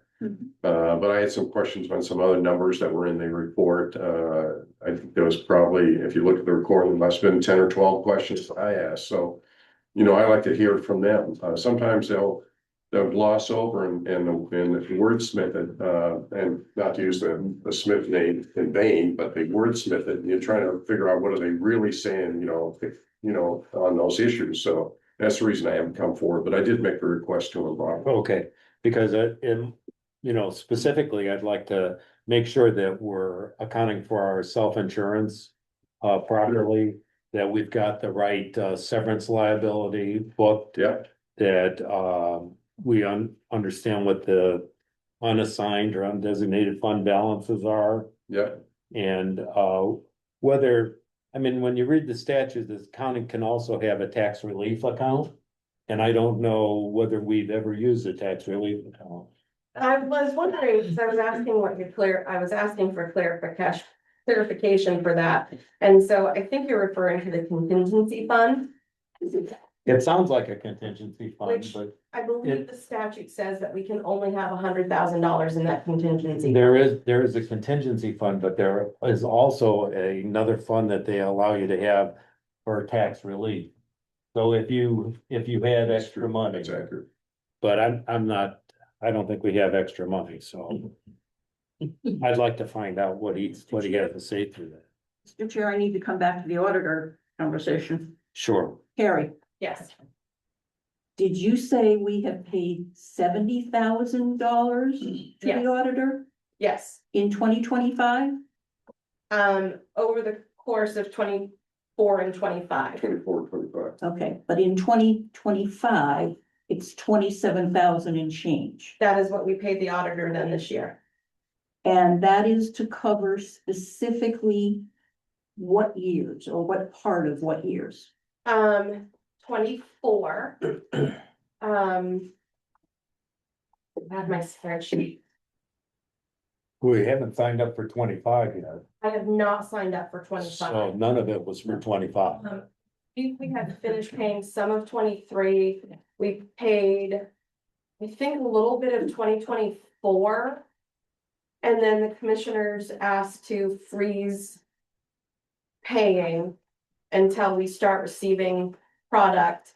And then we committed, the commissioners voted to have them start doing the reconciliation to move it along a lot quicker. And so then we started paying for some of the reconciliations. So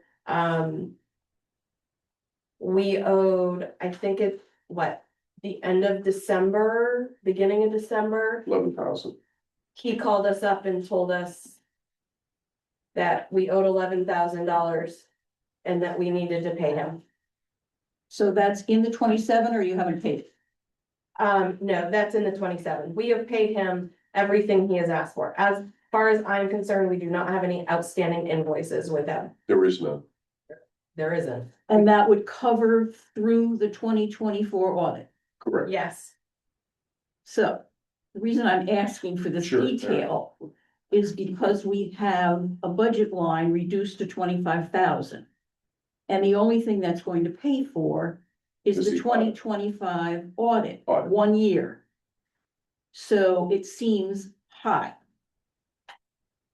Oh, the 25,000 for Yes. 25? Yes. You think it's high? Yeah, I'm the one who recommended going up to 30,000.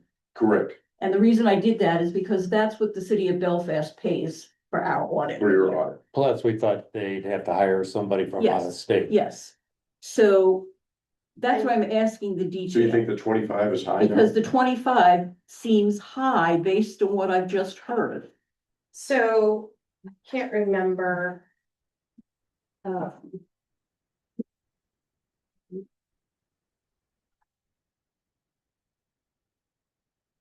So originally I asked for $20,000. The commissioners increased it to 25, and then the budget committee made the recommendation to increase it to 30,000. I brought it back down to 25,000. I brought that down to 25,000 because I yet to know whether or not we will continue to retain R.H.R. Smith, whose quote of 20,000 came from him. Mhm. So there's some uncertainty on my end. I don't know.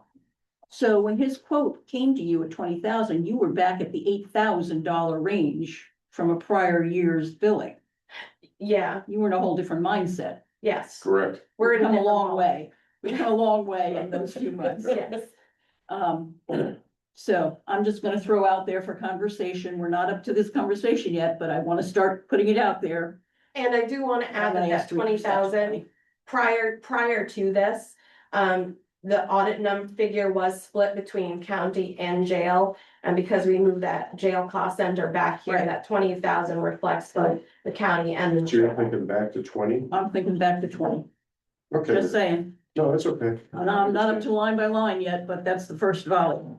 Well, I'm sorry, Bob. go ahead. You said that, because I saw that one of the recommendations was that the reconciliations be up to date. And I heard you say that we have made payments to them, reconciliations to make it easier.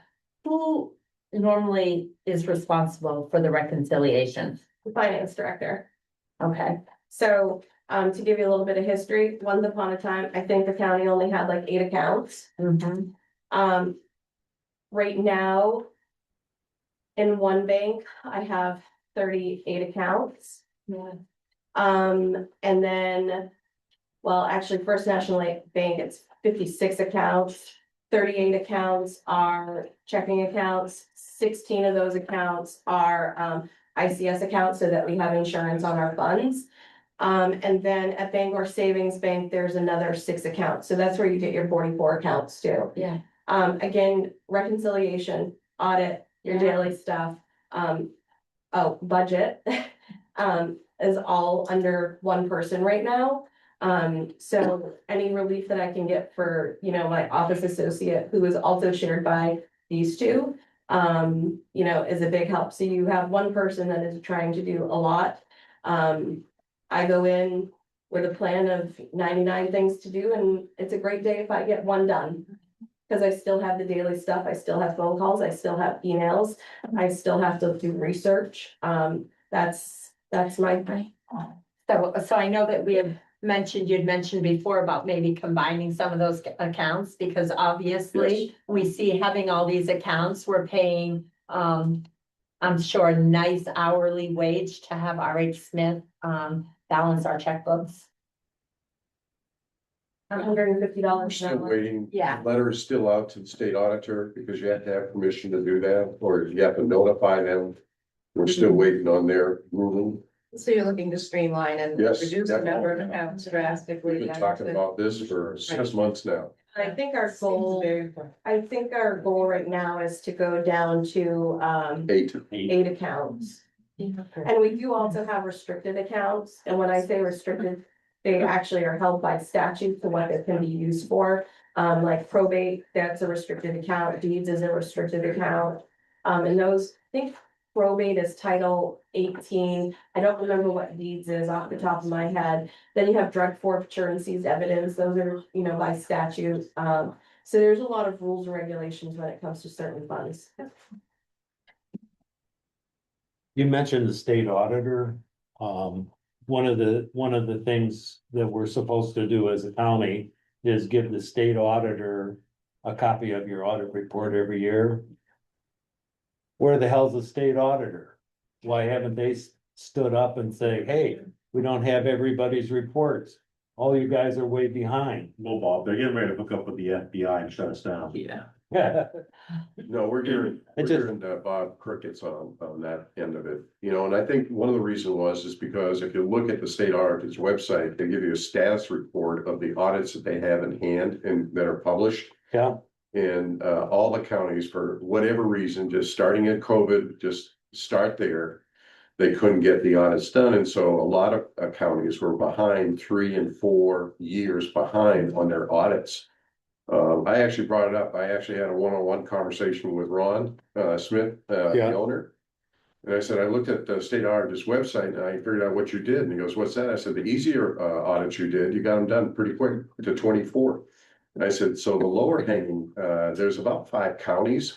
I said, and we're in one of those counties that we're struggling now to get our audits done. And so now that you have the free time, since the other audits are already done, we expected an accelerated pace on these now. So he understood what I was saying, and I think I nailed him to the wall on that one, because I think the easier counties that have larger staffs, that have better accounting, we've already listed the issues that we've got, and I said, we need them done, period. I'm looking for resolution. So I wanna go dress Mary again. So of that $27,000, we paid the rest of 23. All of 24 audit. And then, we paid the reconciliation, that reconciliation process cost us $14,875. And that was for what year? 3 years? The reconciliation was just for 2023. No, it was 22 and 23. I thought. Oh, yeah, the end of 22, the last 3 months of 22. Yeah. And then all of 2023. And I will state, because we've talked about this in a public meeting. I do believe that they were $150 an hour, and we did sign a contract, and RHR said that they felt that they could complete it in 68 hours. And they met with, I say they, RHR met with Kevin and I, and they needed an additional 46 hours. 40, yeah, 40, so in the 40-hour range. Yes. All right. That answer your question then? Yeah. He's still at 20? No. Gary, do we know how much we spent on 2024 audit itself? Yeah. So the actual county audit was 13,500, and then we had to have a single audit done, and that was 2,500. For the 25,000, we're asking for 25 is not out of the realm of being there to cover. No, I mean, If it's where we have budget in it, that it's not gonna happen, and we're gonna be looking for money for something else. But it seems like you should be able to cover it, there was only, 15, 16,000 on 24. at the time when I was, at the time that I asked, quote from RHR for 2025, it was a total of 20,000, and that's what I came to the budget committee. And there was a lot of uncertainty because I refused to sign the retainer. And my recommendation to the commissioners was not to sign the retainer because I didn't have the finances to do that. And again, as things progress, things change. I'm kind of hoping that he'll continue, and I'm hoping that it will be under that. Other note that I want to add is we also have fixed assets. This is an additional contract within RHR that we have to pay for. They have kindly given us a little bit of a hand, and they have been doing that for 21, 22, 23. And I think they'll also do it for 2024. So we have not had to pay for that component. Will your new software handle that for you? Yes, it will. Okay. I've asked. All right. I'm feeling really frustrated. I'm, trying to figure out what the heck we can do, as far as the total budget goes. And what we need to do as a committee. Do we need, and I'm gonna give you the ideas that I wrote down. And we can discuss them. Do we need to go department by department, line item by line item again? Do we, tell the commissioners that the budget's too much and, we can't afford it, so you've got to take a percentage, reduction across the board? If the commissioners have squeezed the budget as hard as they can to get everything out of it, I think we need to consider reductions in force to get the budget down to an amount that is reasonable to the taxpayers of Waldo County. One of the things I think we need to do is eliminate all non-statutory requirements. We kind of talked about that a little bit. And I'm so frustrated because I don't want to be the one that says, okay, you guys, by doing something like that, by giving them a target, say $14 million, $14 million, come up with a budget. And how you're gonna spread that.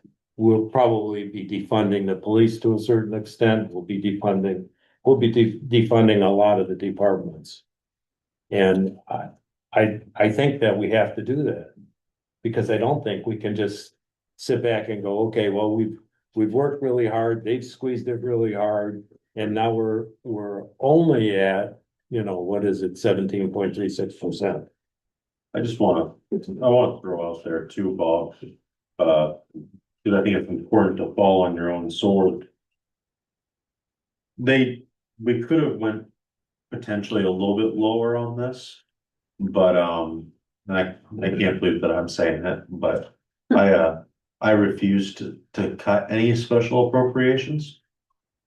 Even though they're not statutory. Which is ironic because back in 23, I was all about slash and burn. But, you know, it was just one of those things where I didn't want to hurt the most vulnerable in our county. And some of those special appropriations are really important and they're recognized, at least on my end. And I wasn't gonna allow it to come in front of you guys if it wasn't in there. Yeah. So what I'd like to do, thanks, Tim.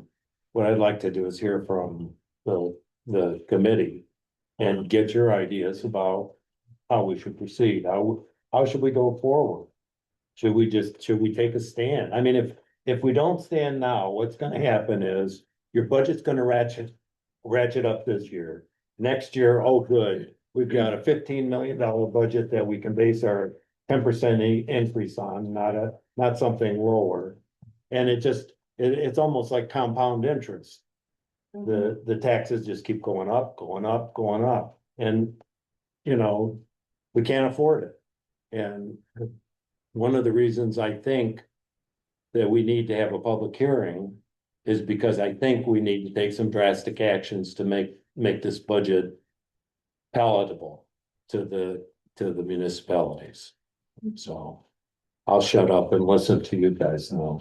I did have one question about reduction in force. Does that just come back to bite us on the severance It might, end? I mean, it seems like something you end up paying for anyways because of all of these. but if you don't do Right, it, in terms of sustainability, it's that's one thing, but in terms of an actual outcome of a reduction in budget, I would question how effective that would be. But I do think we need to do really hard things this year in order to be sustainable and realistic for future years. and And it's what we not need, fun. what we need, yeah, what we mean by hard things isn't $25 from the probate court for their, you know, take their mail account down. We need to come up with some big bucks. 685,000. How about 996,000? My number's 685. 685. And how did you get 685? I took a 12% increase of last year, on last year, 12%. On last year's actual or on last year's budget? on last year's budget. And I think we need to stop only looking at the budget because Actual. the full year for last year that asked for that, I mean, I know it's not audited, you probably are still getting some bills in, but it should be kind of a decent number. And when you take those full year numbers from the January 5th appropriations report, we've got a variance of $667,000 that we budgeted in excess of what our full year actuals came out to. I mean, right? So I'm gonna comment on that. So I know that it's $667,000. Our overage on our health was $527,000. In 2005, the full overage was $609,372.93. Now, when you say your overage was that, what do you mean? That was the claims. The actual claims cost $609,372.93 more than we took in through premiums. And was part of that covered by the stopgap insurance? That was not even including the stop loss insurance. The stop loss insurance was another $453,184.36. Coming in or going out? That was the cost to have stop loss. Going insurance. out. Yes. Well, What about those reimbursements? I don't see that in here. When you'd given us that breakout in a previous meeting. Shoot, I've got it in here somewhere, but okay, so we're getting into the detail. What we yeah. need to do is figure out what we want as a committee.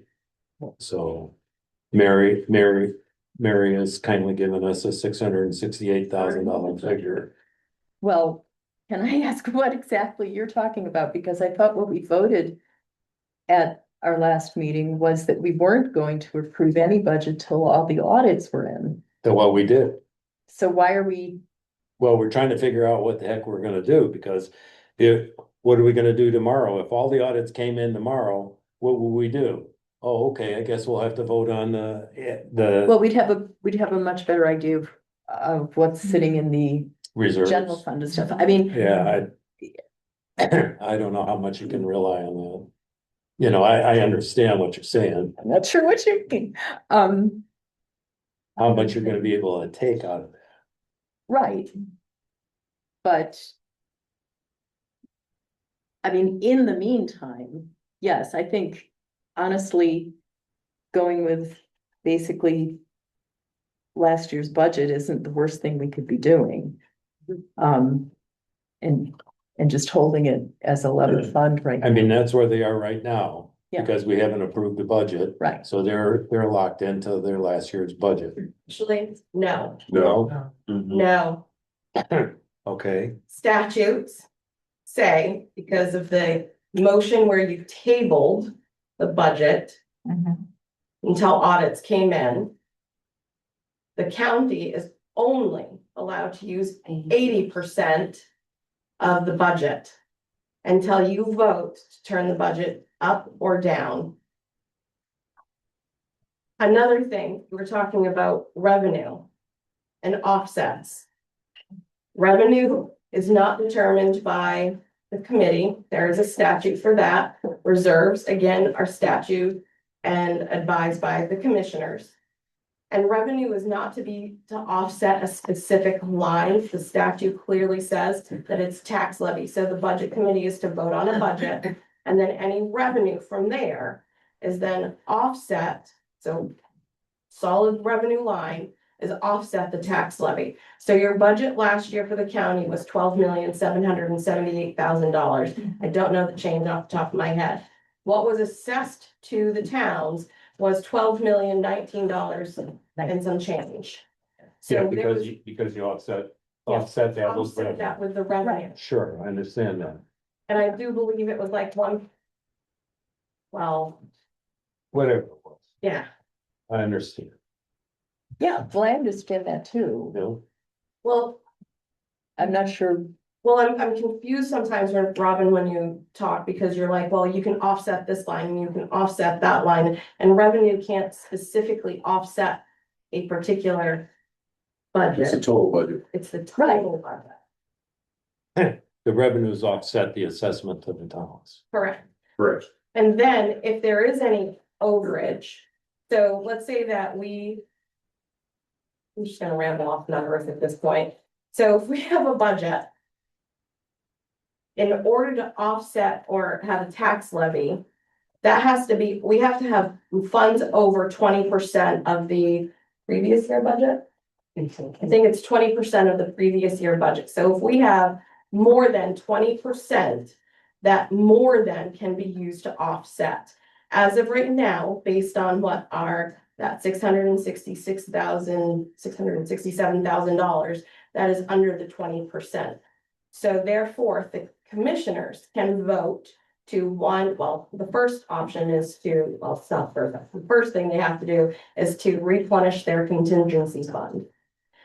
If there is the over 20%, then that would have to be done, but the county currently doesn't fall under that. Yeah. So then the third is the commissioners have the right to determine whether or not that offset or that overage can be used towards working balance and or vote on any authorized reserve accounts. I understood that. We've been trying to figure Carry it on out. the statute Some of the statute. 2025 budget.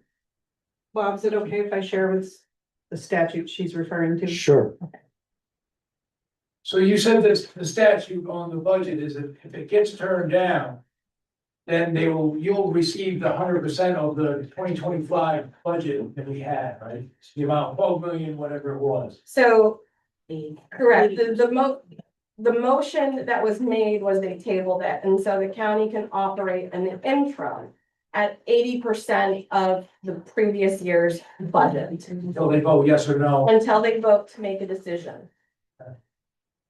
But does that mean you're spending what you're spending until 80% of the way through the year and you'd be out of money? Or does it mean that you are, yeah, I mean, so it's not really spending 80%, it's just spending what is needed to continue. In the interim, until we, Until the right. budget is. So we're talking about a few months, not, by the time we get the audits in, we should hopefully. I think we're hanging our hat on audits when I think the decision is even sorry too bad. And where would that? And I get nervous hitting that 80% line. Because then we're in a real gray zone, and I don't know of any town that is experiencing that right now, except for maybe Knox. On the 25 budget. Yeah, I appreciate what Bob says about, the offsetting, because I feel like, we need to work together, on this, because of course it was a learning curve for me to realize, that it wasn't the budget committee, but rather the commissioners who get to look at that money at the end of the year. And, I thought you had explained it before that if it is over, that 20%, then you must give it back.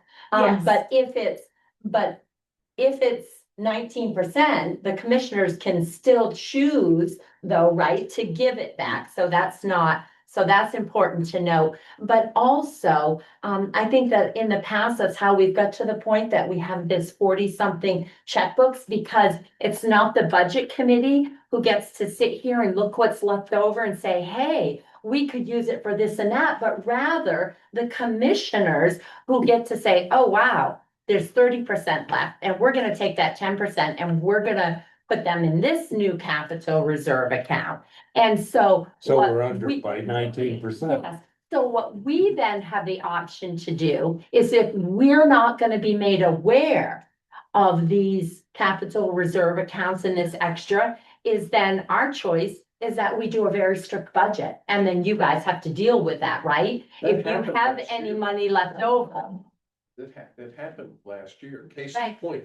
Well, how much was it? 500,000, give or take?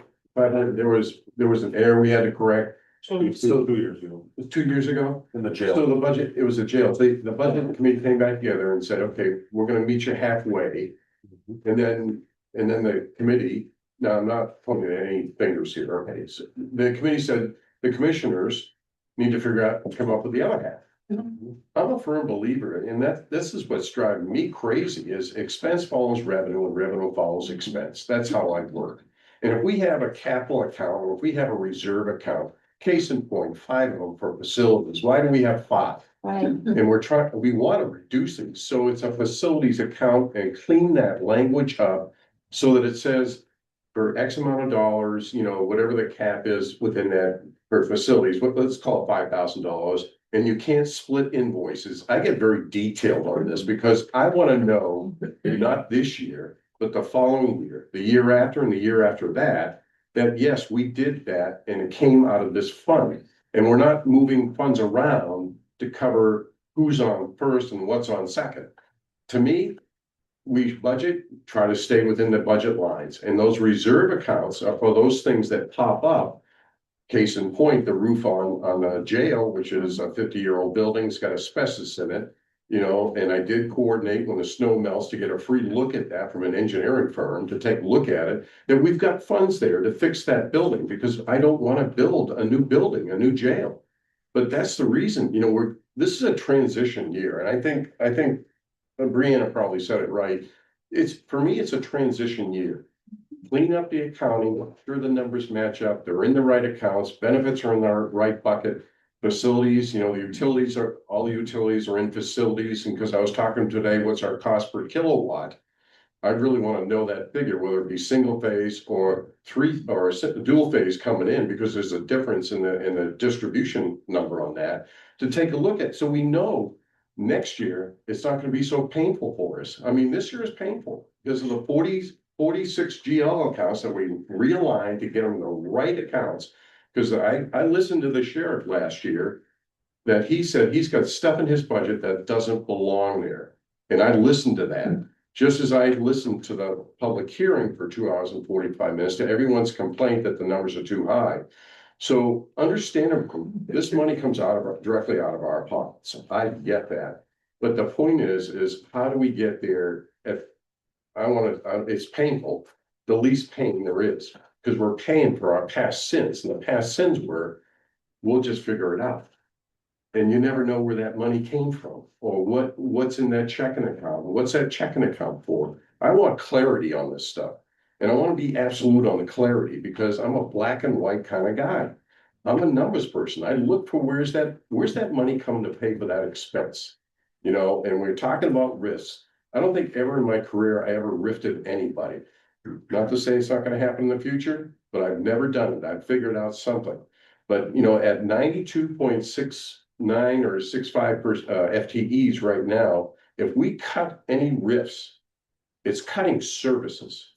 It's cutting services. And go to Brianna's point that, oh, okay, so if we do, then it's going to hit the severance account. Yes, it will. It'll also hit comp time in the contract, sick time, bereavement time. There's an exponential factor when we do cut personnel from whatever department with on union time. You got to go look into the contracts, because it's not just severance. It's how's it going to affect the shift differentials, all that other stuff that goes into it. When I look in healthcare, first thing I go to is the schedules, because the schedules drives the revenue. And in this case, the schedules are driving the expense. You change that schedule, what's the ripple effect? So it's a tough spot. You know, it really is a tough spot. I just don't want to be in the same situation as Washington County, which I know we're not. We have no long-term debt. We're not in the same situation as Penobscot. They drilled down and used their reserves of 4.1 million. I don't want to be there. So if we tap the reserves too high, you know, we could be in that next year. Right, I think that a good idea is probably going forward to budget based on our actuals.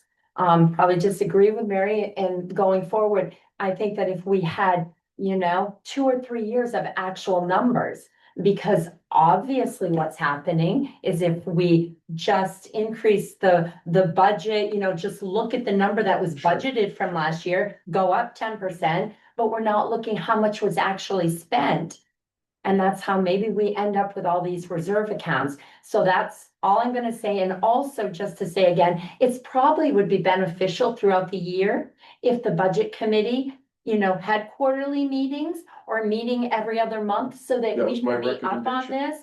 Because it's sort of blind to me when I come in here my first year and I see all this, and I'm like, it's crazy. Yeah, so that'll be good. Kevin actually recommended that back in November. And just a real important point to what Kevin's saying too is, just because there's no signed contracts right this second, those contracts are contingent on if there's not a signed contract, their current contract is still enacted. That's correct. And so if we just start cutting stuff, I'm gonna start asking for money for legal. I'm just saying. Agreed. And I only know that because I was sitting as one of the union people at one point. So what is the county gonna do if you don't have enough money coming in?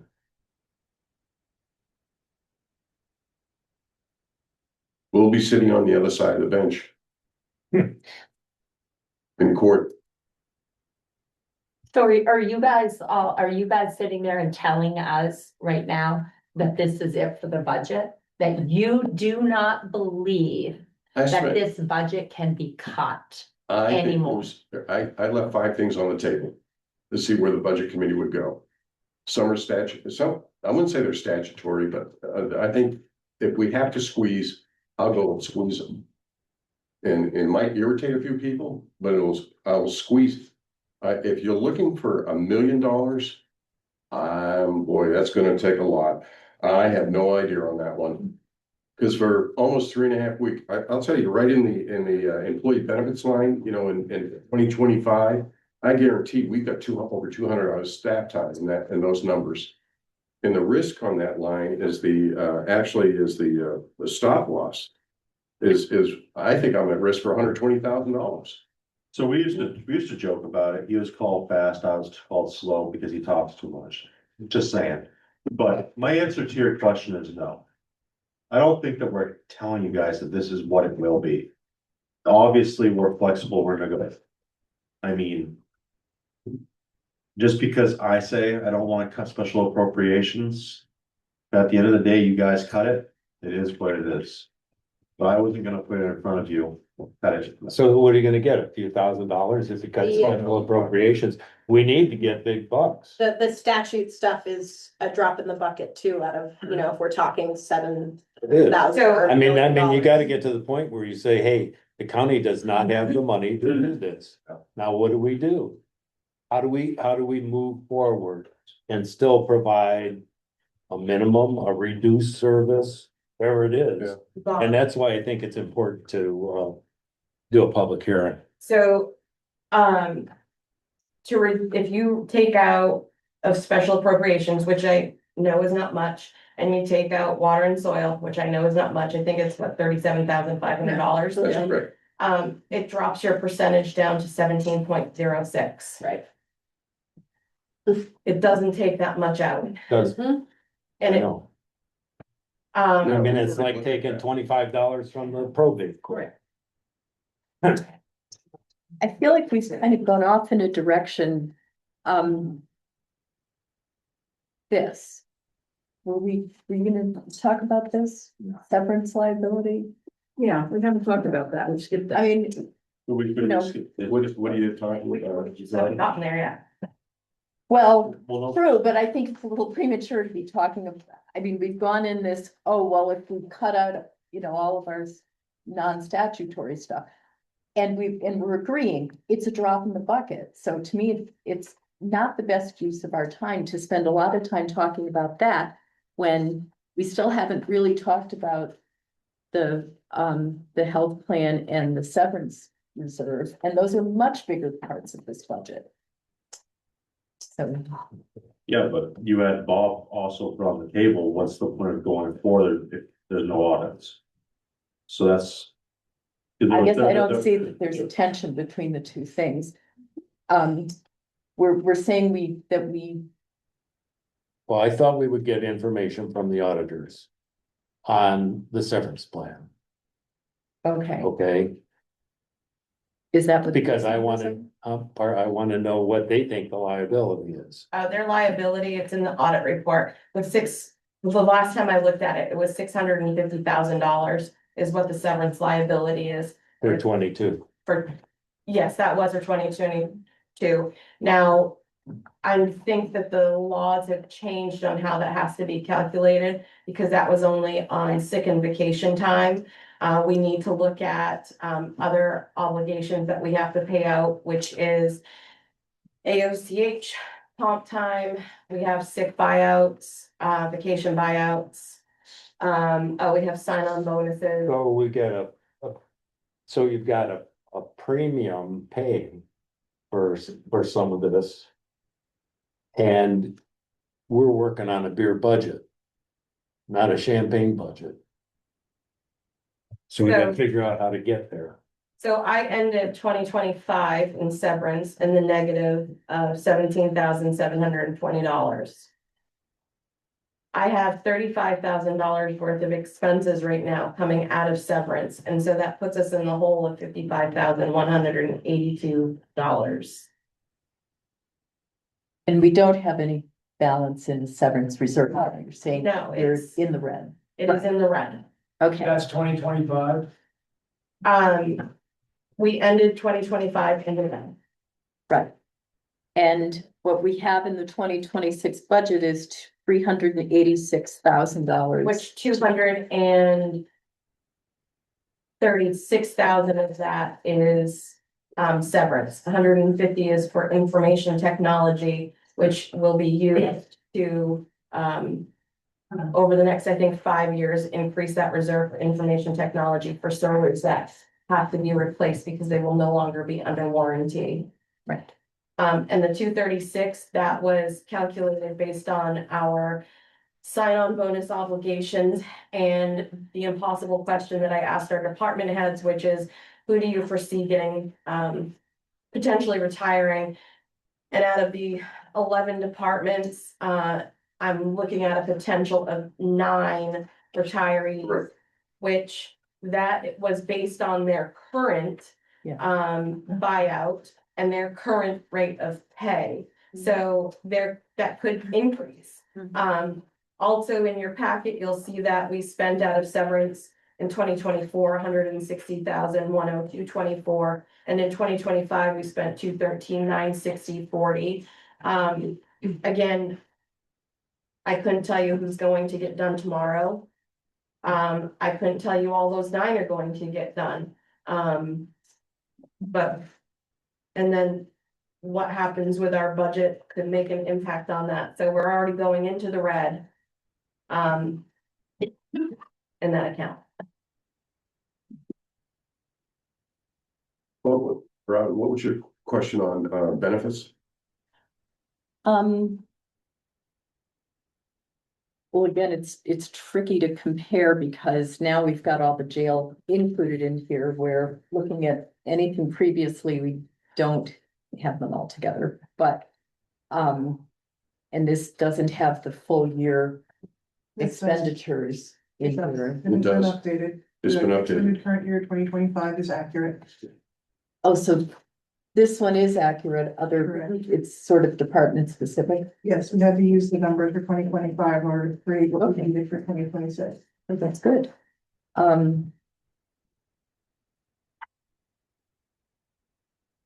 So our educated guess, so if you just walk through this, the health premiums, we know that to the penny. The jail health insurance, Yeah. we know that to the penny. The employee offset, we deducted that to the penny. Dental insurance, we drove that to the penny. The stop loss insurance, we know that to the penny. The weekly claims loss, we're going off of historical. Mhm. And we've actually looked at a lot, I gotta be careful on this one. We looked at the numbers. We looked at I'll say the ICD-10 codes. And for anybody in healthcare, they know what those codes are. And then we went into the weekly claims overage and we reduced it by $120,000.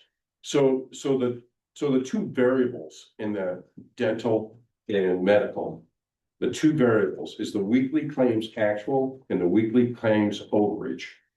And so we've got the numbers on the overage and the actual, but we're taking risk on for the overage.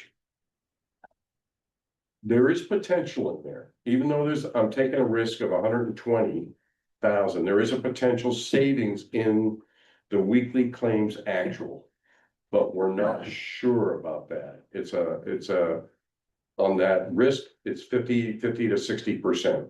And this is just based on what we've spent in 2025. I mean, I'm gonna be getting a car accident tomorrow and blows it out of the water. Yeah, go ahead, Rob.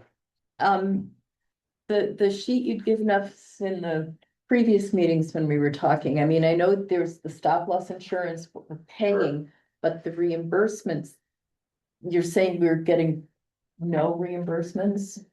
Those, On as stop I've loss? said on several times before, the stop loss is all over the place. That's not something we can rely on. Anything we have in stop loss is used to pay our claims because, you know, last 2024, we got $54,000 in stop loss reimbursement.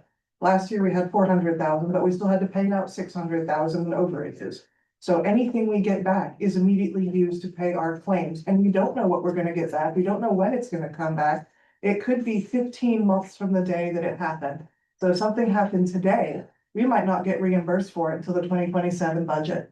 Right, So we cannot. but you know what guarantee happened anything 15 for months stop ago. loss. We cannot tell you that because claims go back, they rebuild, they come back Yeah. again. It goes round and round and round in circles. It can take 15 months to get something. We cannot guarantee this. We cannot predict this. If it comes, we use it to help offset what we are already paying in claims.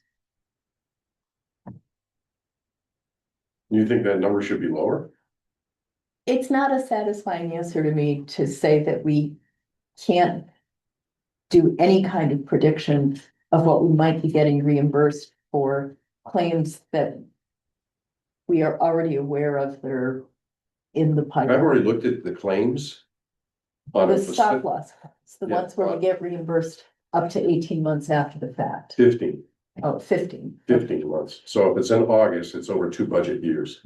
Yeah, So the stop loss has their actuaries, they look at them, you know, pre-approval and all this other stuff, they see what, they look at it and they go, okay, we're gonna pay this, and all of a sudden a check shows up, it's not something that we know is gonna happen.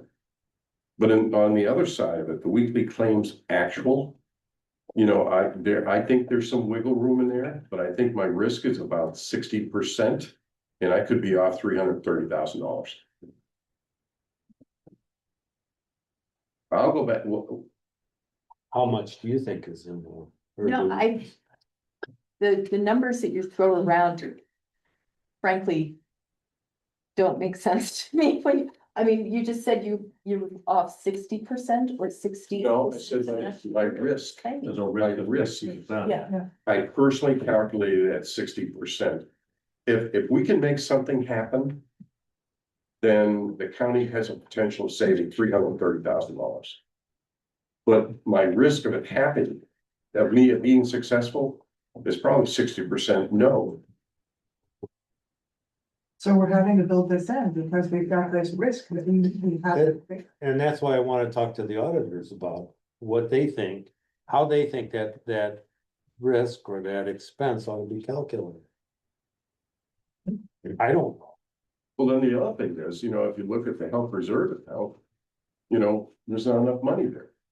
You know, if we do take it, so. Out of the TAM, that's $600,000. when you say we had to pay out of the TAN, you paid like 68,000 last year in total, So so. you can explain that. And you just mentioned 600. Yeah, at one point we had to pay $600,000 out of the TAM, it's under our weekly claim. Oh, okay, right, but Correct. the interest that we paid on that, That was. Oh, we're not talking about. Right. We're not talking. but when you. But. The part that hits our budget is the interest we pay out of the TAN, not the $600,000. So I feel like it sets in the minds of people something like, oh, we've got this huge expense there, and we don't. I mean, like the TAN, granted in our budget, the way it is, you've come down to 130,000 for the TAN interest, but we still only paid 68,000 in TAN interest in 2025. And that's not to do with the purview of benefits, I can't address that part. But No, we didn't. We paid $88,010.20. 88, not 68. And interest was $88,010.20 for 2025. You just said, you happened to say a comment, to Robin, you said, when we get those checks in, we use those to offset the claims that we're paying. So 1 month. wait, I know, but you're not counting on those No. to offset that. So you must be budgeting to cover those suspected claims. So what did you mean when you say we use that to offset it? And what if you get more than you thought? If you see the premiums, we've got our health insurance premiums and our jail health insurance premiums. And then we have the employee offset of that. So that's the premiums that we take in. We use that money from the premiums to pay our weekly Right. claims. So that's where we're coming from on that. That's what we're budgeting for. That's Yes, what we're I planning for on understand that that. part. And then suddenly 1 month we get hit with a $600,000 bill in weekly claims. We have to use the TAN to cover that. And then we start getting that back again as our budgeted expectations for our premiums coming in. So if we get a $600,000 bill, we have to pay it. We can't just say, can you wait till we get our premiums in? So that's where we have to use the TAN. And then when we get those reimbursements, okay, awesome, that we had to pay out 400,000 this month and we just got a $70,000 check back. Great. So now we've got that 70,000. Now we only had to pay out, $370,000 in the next, $330,000 in the next year. So if we get those back, we use them to pay immediately. It's just, we don't know when we're gonna get those back, and if we get hit with a $600,000 bill and we don't have a $70,000 check, we have to pay it somehow. Okay, so I just wanted to be clear, everything that comes in those checks just goes directly Correct. to that account. Correct. Yes, The Waldo County Health account is its own account. Everything goes in and out of that account. The only time that we feed that account is if we have to use TAN. To cover expenses, and then to put our premiums into that But then balance. you repay that TAN. We do have to repay that TAN. I mean, from that account. If the account had sufficient funds, absolutely.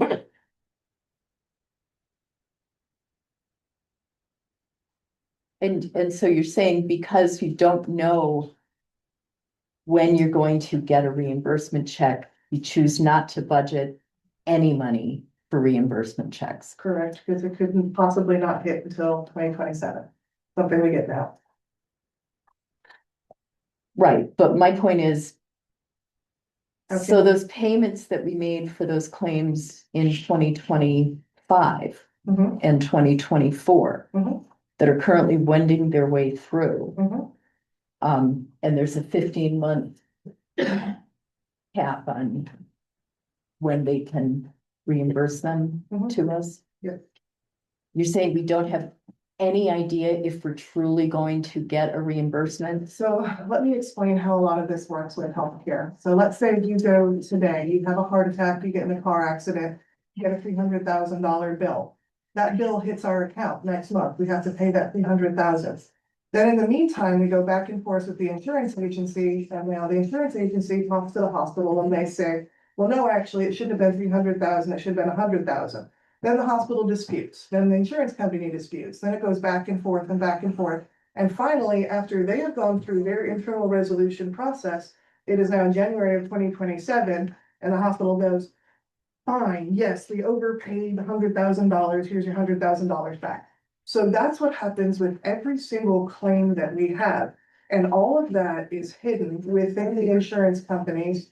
And we don't get any insight into that. We just get that final resolution. They have sat there, they have adjudicated that your car accident, they owe us $100,000 on your car accident.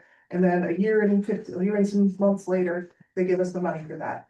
So that's what's going on behind the scenes with every single claim that we have for every single person that is on our insurance, not just our employees, but for every person. So there is a whole black box with the insurance agencies and the hospitals and the building departments. And we don't have any insight into that, and it's not possible to get insight into that. So I'm sorry, I guess I misunderstood. I thought that the stop loss was doesn't our insurance have something where we are responsible for the first 130,000? We still have to pay for. No, I understand that. But aren't we paying a premium for the difference. the people to cover the difference, that bigger part? We have to pay it up front. They reimburse us. And that's what I was just explaining there. No, you were talking about fighting with the And that's. fighting with the hospital about what it costs. Sure. And But I'm talking about, my understanding is that we have, we are only truly on the hook for the first 130,000, and then we paid for additional, like our own insurance to cover that, I hate to use the word catastrophic, but those larger costs past the 130,000. So your 600,000 claim that you were talking about, or 300,000, whatever. Mhm. Anything past the 130,000, we're paying a premium. That's what that stop loss premium I thought was, for that higher coverage to be reimbursing us. Now, they may be fighting with the hospital to say, oh, it shouldn't have been 600, it should be Right. 4 or whatever.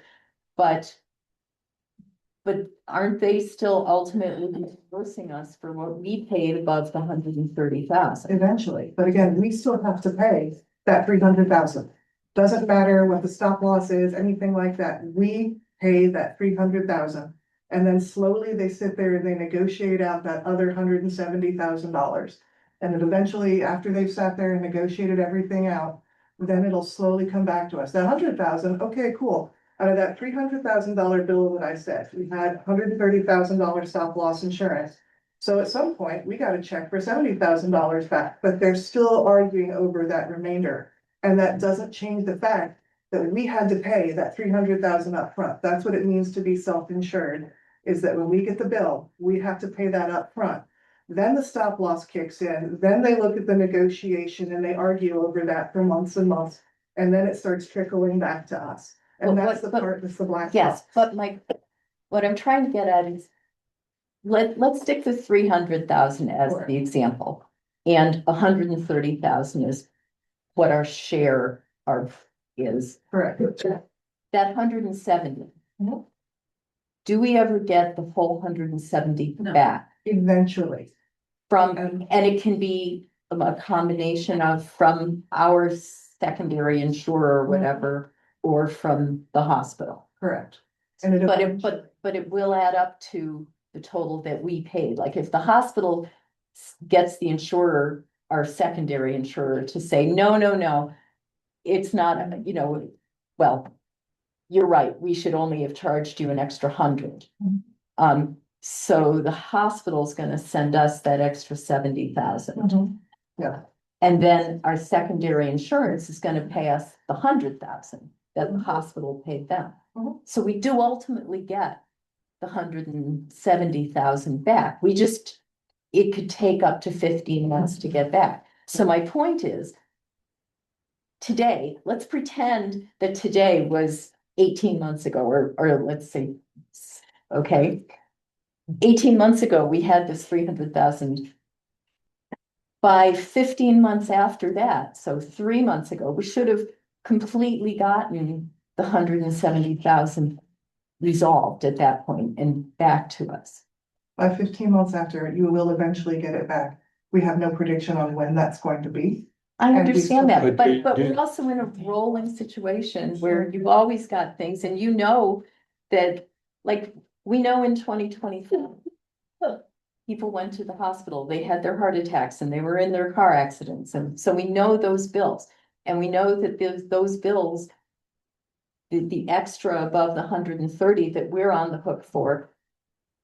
That's gonna come back to us at some point in the next 15 months. Right, but we can't predict it. So, and that's. But Well, you can't, but don't the auditors put that on the books as a receivable? You can't predict it, but it still exists eventually, right? So where is that in the, So I you know, think. how can we can clarify these can numbers and put them into a? But I think that's a question we need to ask the auditor. Yeah, it's because are those Well, the figures in insurance here, company under should- what department? Any of that, if we wanna call it revenue, where is it in here? Do we know these figures? It's not revenue, it's Right. shown as an offset to expense. Yeah. Where most of the other stuff that's revenue is shown as revenue separately, and All of this is accounted for in a software somewhere, so can we get a printout of just the numbers or no? Or is that protected yeah. health information? Do you want to contact NDS?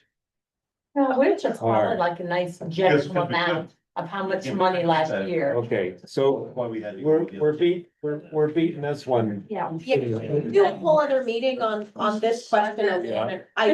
A little while ago, you asked us about Right. next What- steps to move forward, and I That's think right. we should talk about that. Yeah, Because that'll it's almost sell 9. healthcare tonight. Yeah, I wish we could. So I have some ideas. okay, good, let's hear it. So I wonder if, you mentioned, do we go line by line with department heads?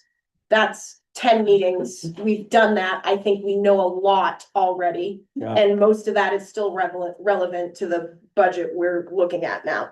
But I was wondering if we could agree to a goal percentage that isn't 17, that's lower than 17. Maybe we could Okay, let's, pick a target. sure, And if we met in 2 weeks, maybe a week from now, we've all looked through this. And just the way you come up with these questions ahead of the meetings, we've all submitted suggestions, ideas, and then if we met a week after that, department heads or commissioners could have reviewed those suggestions and okay, ideas. so Mary had a recommendation that we bring the budget down by a certain amount. Mhm. You say, can we set a goal percentage that the budget should be, Something we're aiming for at our next meeting. yeah. Robin, you have any suggestions? I still feel like it's premature to set a percentage, but I I guess I'm more with Mary on a set amount, but either way is fine. Okay. I guess. Doug? I think we need to limit it to single digit percentage increases of our actual expenditure, not budgeted. Yes, well, definitely actual. Liz? I think we challenge the commissioners. See what else they can cut. But do we give them a goal? Do we give them, I don't think we give them a goal, we just see what they can come up with, and then what we feel is acceptable. I think that sounds like a good strategy to see what we can. I also think that we can still go and come with suggestions if, you know, if there's something that jumps out at us for the next meeting as well, maybe an all above approach. Laura? Well, I like Doug's single digit goal. Tammy? For sure.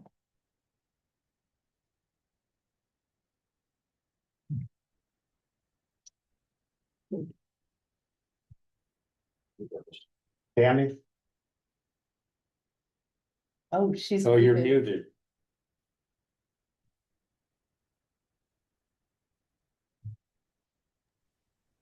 There we go. I think, the idea of giving it to the commissioners and having them see what they can come up with is a good one.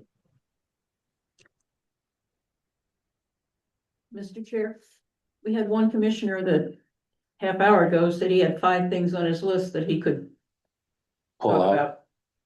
I knew that would come back to haunt me. I'm gonna defend it here real quick. What happens if we can't agree? Yeah, that's Because excellent. I'm gonna throw this out there. Out of respect for Kevin, we have not agreed on stuff. If he's got 5 and you guys agree on 3 of them, let's hear the 3. You know, But I mean, are we talking $50,000 Right. or are we talking $996,000? I mean, and there's a reason there's a committee. I mean, Right. we're supposed to do Right. some of this work ourselves. That's what we did, all those meetings that we got together, so. Did. I mean, it would be nice to say, you guys figure it out, but I So- think we can help figure it out. We represent, We you do, know, 9 but- communities. but the other thing is that we don't want to make this our budget. It is not our budget, it's the Mhm. commissioner's budget. It's the commissioner's budget. Mhm. And so if they have to make deep Well, cuts. that's where Commissioner Parker and I will agree. Well, here's 1 of 5. 1 out of 5. Bob, here's one thing. So you go back, Sure. let me just address the single digit issue. So I just did the quick math. We'd have to drop $700,000 roughly to get to 9%. And 07 from the new. 7 from 14 million 9, Yeah, about $700,000, give or take. That's what it would take to get to single digits. 996 gets you to 9.56%. Yeah, so you figure it out. So it's gonna be tough, but you know, we'll go back to the table. Yeah, send it back to Taxpayers us. are all aware that it's gonna be an extreme measure. And they're expecting it at this point, and we know it's not 1 year's fault of, things happening. It's a group No, of time. This is, you know, we're paying for the past sins That's right. and. No, our residents are paying for them. Right, and so, I mean, this is gonna be difficult, so, you know, I'll give you a case in point, and I know there might be a couple of people in here that might disagree with me, but, you know, I went back to the, you know, the standing committee for opioid. And saying, look, if I come back to you for more than $100,000, there's about $500,000 in there. A little bit more plus interest is attached to that account. Is, you know, what kind of wiggle room could you give me? You know, if I came for $150,000 or $200,000 and they haven't, I think they're meeting this week or next week.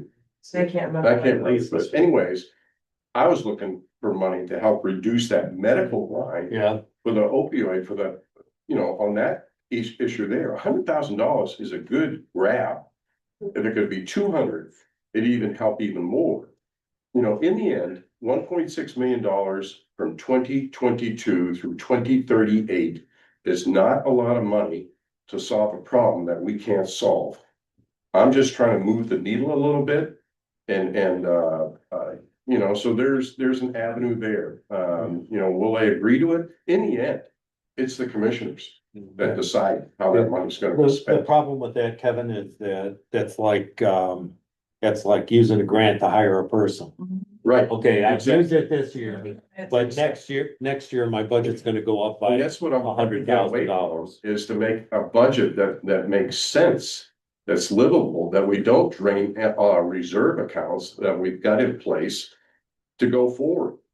And you know, there's been people saying, well, we need a county administrator. Great, show me the money. Yeah. I mean, because, you know, Waldo has survived all these decades without a county administrator. Can that person save us money? Well, out of the gate with benefits, let's just start at 150. Yeah. You know, for a county administrator. So I'm listening to everybody's comments here and trying to figure out where can we squeeze this even harder? You know, I think 2 or 3 years ago, there was some very serious discussions at the budget committee and I wasn't present at that. But I was present as a civilian before elected at the last budget, and I was the only one that asked questions there. And I said, is the health savings account fully funded for our risk? And do we have enough money to house the residents or the inmates? And the answer was yes. Things changed. Housing rate went up, the bed rate went up, and the health savings account got nailed because we had some catastrophic issues, comorbidities going on. So, you know, did they take a calculated risk? Yeah. You know, I wasn't there for the full budget process, but I can tell you, I think I made 3 out of 4 of the budget committee meetings, and I think I sat through most of the department head meetings. And they get scrutinized very well. I mean, can you cut back on office supplies? Where's these trips going? I mean, you know, Yeah. what type of thing, so. So last year, we went from 9 point something to 7 point something Yeah, in the total budget. And you know, not only do they. And those were the easy years. We've done the easy work easy years now. are open. They're open. Here, Can I say something? Rob. sure. Yes, we brought the budget down last year, but it wasn't until this year that we finally flicked a switch in this accountant's head to say, why aren't we looking at full year budget versus actual? And when I go back, either there are expenses that are supposed to be in the budget that are not. When I look at the 2023 budget and what we actually expended related to the 2023 budget, we had $529,000 of budgeted money that was in excess of what the actual was, the bottom In line. In excess, 529,000, and in 2024, it was $701,000 in excess. We've been looking at, here's this year's budget, what do I need to do for next year's budget? And next year's budgets are always based on this year's budget instead of on what did we actually spend compared to the budget. The budgets have been getting farther and farther away from Actual the budget. reality, and I think it's because everyone's being very conservative about wanting to make sure they've got enough in the budget to cover expenses because the audits are way backed up. I understand that, but when I look at the full year and you know, you mentioned, sorry, I've forgotten your name. Tracy. When I mentioned earlier that 2025 was $666,000 in excess, and you immediately mentioned the health insurance. But we're not seeing that in there. I mean, it's not showing up in the health insurance numbers that are in the appropriations You know, report. So in why? healthcare, you know, I used to have, like, besides contractuals and bad debt, and had percentages in there to, you know, based on the payer class, I had double accounts. And I put, okay, this is what our max would be, and this, then I would break it down into double accounts, trying to figure out, am I really gonna get the money? But at least there was a placeholder for it. I understand what you're saying, Rhonda. Right, but, well, do you? Because it's still not in not in here. It's not in the appropriations line in the employee benefits. We're not seeing the employee benefits being blown up, actual versus budget. Okay, I hate to be that guy, so are you guys kicking it back to us? Yes, Okay, are you guys gonna vote on that? I'm I make a calling, motion that we kick it back to the commissioners, the budget, back to the commissioner. Do we? Does that mean we're not allowed to look at it? between No, now that and doesn't. We're gonna look at it. and It's a joke, but like, I mean, yes, it's the commissioner's budget, but we did spend 10 meetings going line by, or however many meetings, going line by line with I people. think and the did- difference is this year, Bob, is I think we've given you a lot more information. A lot more information you've never seen before. Yeah. And it's difficult to digest. And on top of that, we switched 46 general ledger accounts. So the historical piece, we had to go back and recreate the jail folio, which we did, or Carrie did. But it's the historical piece, budget to actual, I've heard this loud and clear, and that we've still got to reduce. I've heard that. Those are the three marching and orders. not only So that, do we give them a target? That's the question. I think that if we gave them a target, they're gonna be looking at where can we cut in areas that's not appropriate to cut. Instead of just saying, okay, what is the bare bones here? What can we get down to realistically without, So the 15 million right now is not bare bones. well, there's There's five Or- things. five we places still haven't that heard. somebody can cut from. I should When you never can- thrown that number out at you. I'll remember that one, Elizabeth. The So, opiate money, one of them, Is what? no, it wasn't. No. so that was the sixth. That was a six, But the full year. So how about if we do this, and I don't want to have the looks of the staff kill me. But give us probably, today's what, Tuesday? Yeah. Wednesday, Thursday, Friday. We need some time. I've got some ideas. But we need some working days. We've had some snow days, we've had holidays, and so. Let us go back and throw it back to the commissioners. I know budget is all volunteer. I don't want to lose anybody on this, on this issue, so. Throw it back to us, and how much, Gary, if you were 3 weeks or 2 weeks, how many business days, working days? 10? 15? Day of the week, she might be able to squeeze it in. Okay. That's right. Second, Bob, Let's be realistic. for overtime coming out of your budget. Because we have to be down in employee Oh, Oh, really? for, Yeah, for 10 days. For 10 days? So, I don't wanna put the budget off anymore. No. we budget for you guys overtime. How about if we do this, since we're being recorded, I don't want to get into personnel issues or operational issues. How about by Friday, we come back to you with a date? Does that sound good? Does that sound good? And Let us regroup. we'll have half of a new audit by then, right? And Robin will update her schedule. That sound Okay. fair enough, that we come back to you by Friday with a date? And we're gonna try to do this as quick as we can, but we'll look at the operational side of it, because I can tell you. Besides me getting this, whatever I've got right now, I think Bob gave it to all the staff members here. No, I couldn't. Through the phone. Through the phone. So, because I know Bob was down for the count too, but I know all three, one person departments were down with this, and now I've got it, so. We're trying to get back on our feet, so we'll Okay, call by so- Friday. So We'll the talk to Bob. the motion is to kick it back to the commissioners and to meet. Once they'll give us a date when they have a reasonable budget for us to look at again. Sound okay? Sounds good. Do I have a second? Second. All in favor? Any opposed? All right, Thank you. thank you. I make a motion that we adjourn. Do you have to call everybody since I'm on Zoom? Oh, Roll call. Tammy, Roll call. how do you vote? Which one? Raise your hand for yes. Yes. Okay, and then everybody here, Laura, yes? Yes.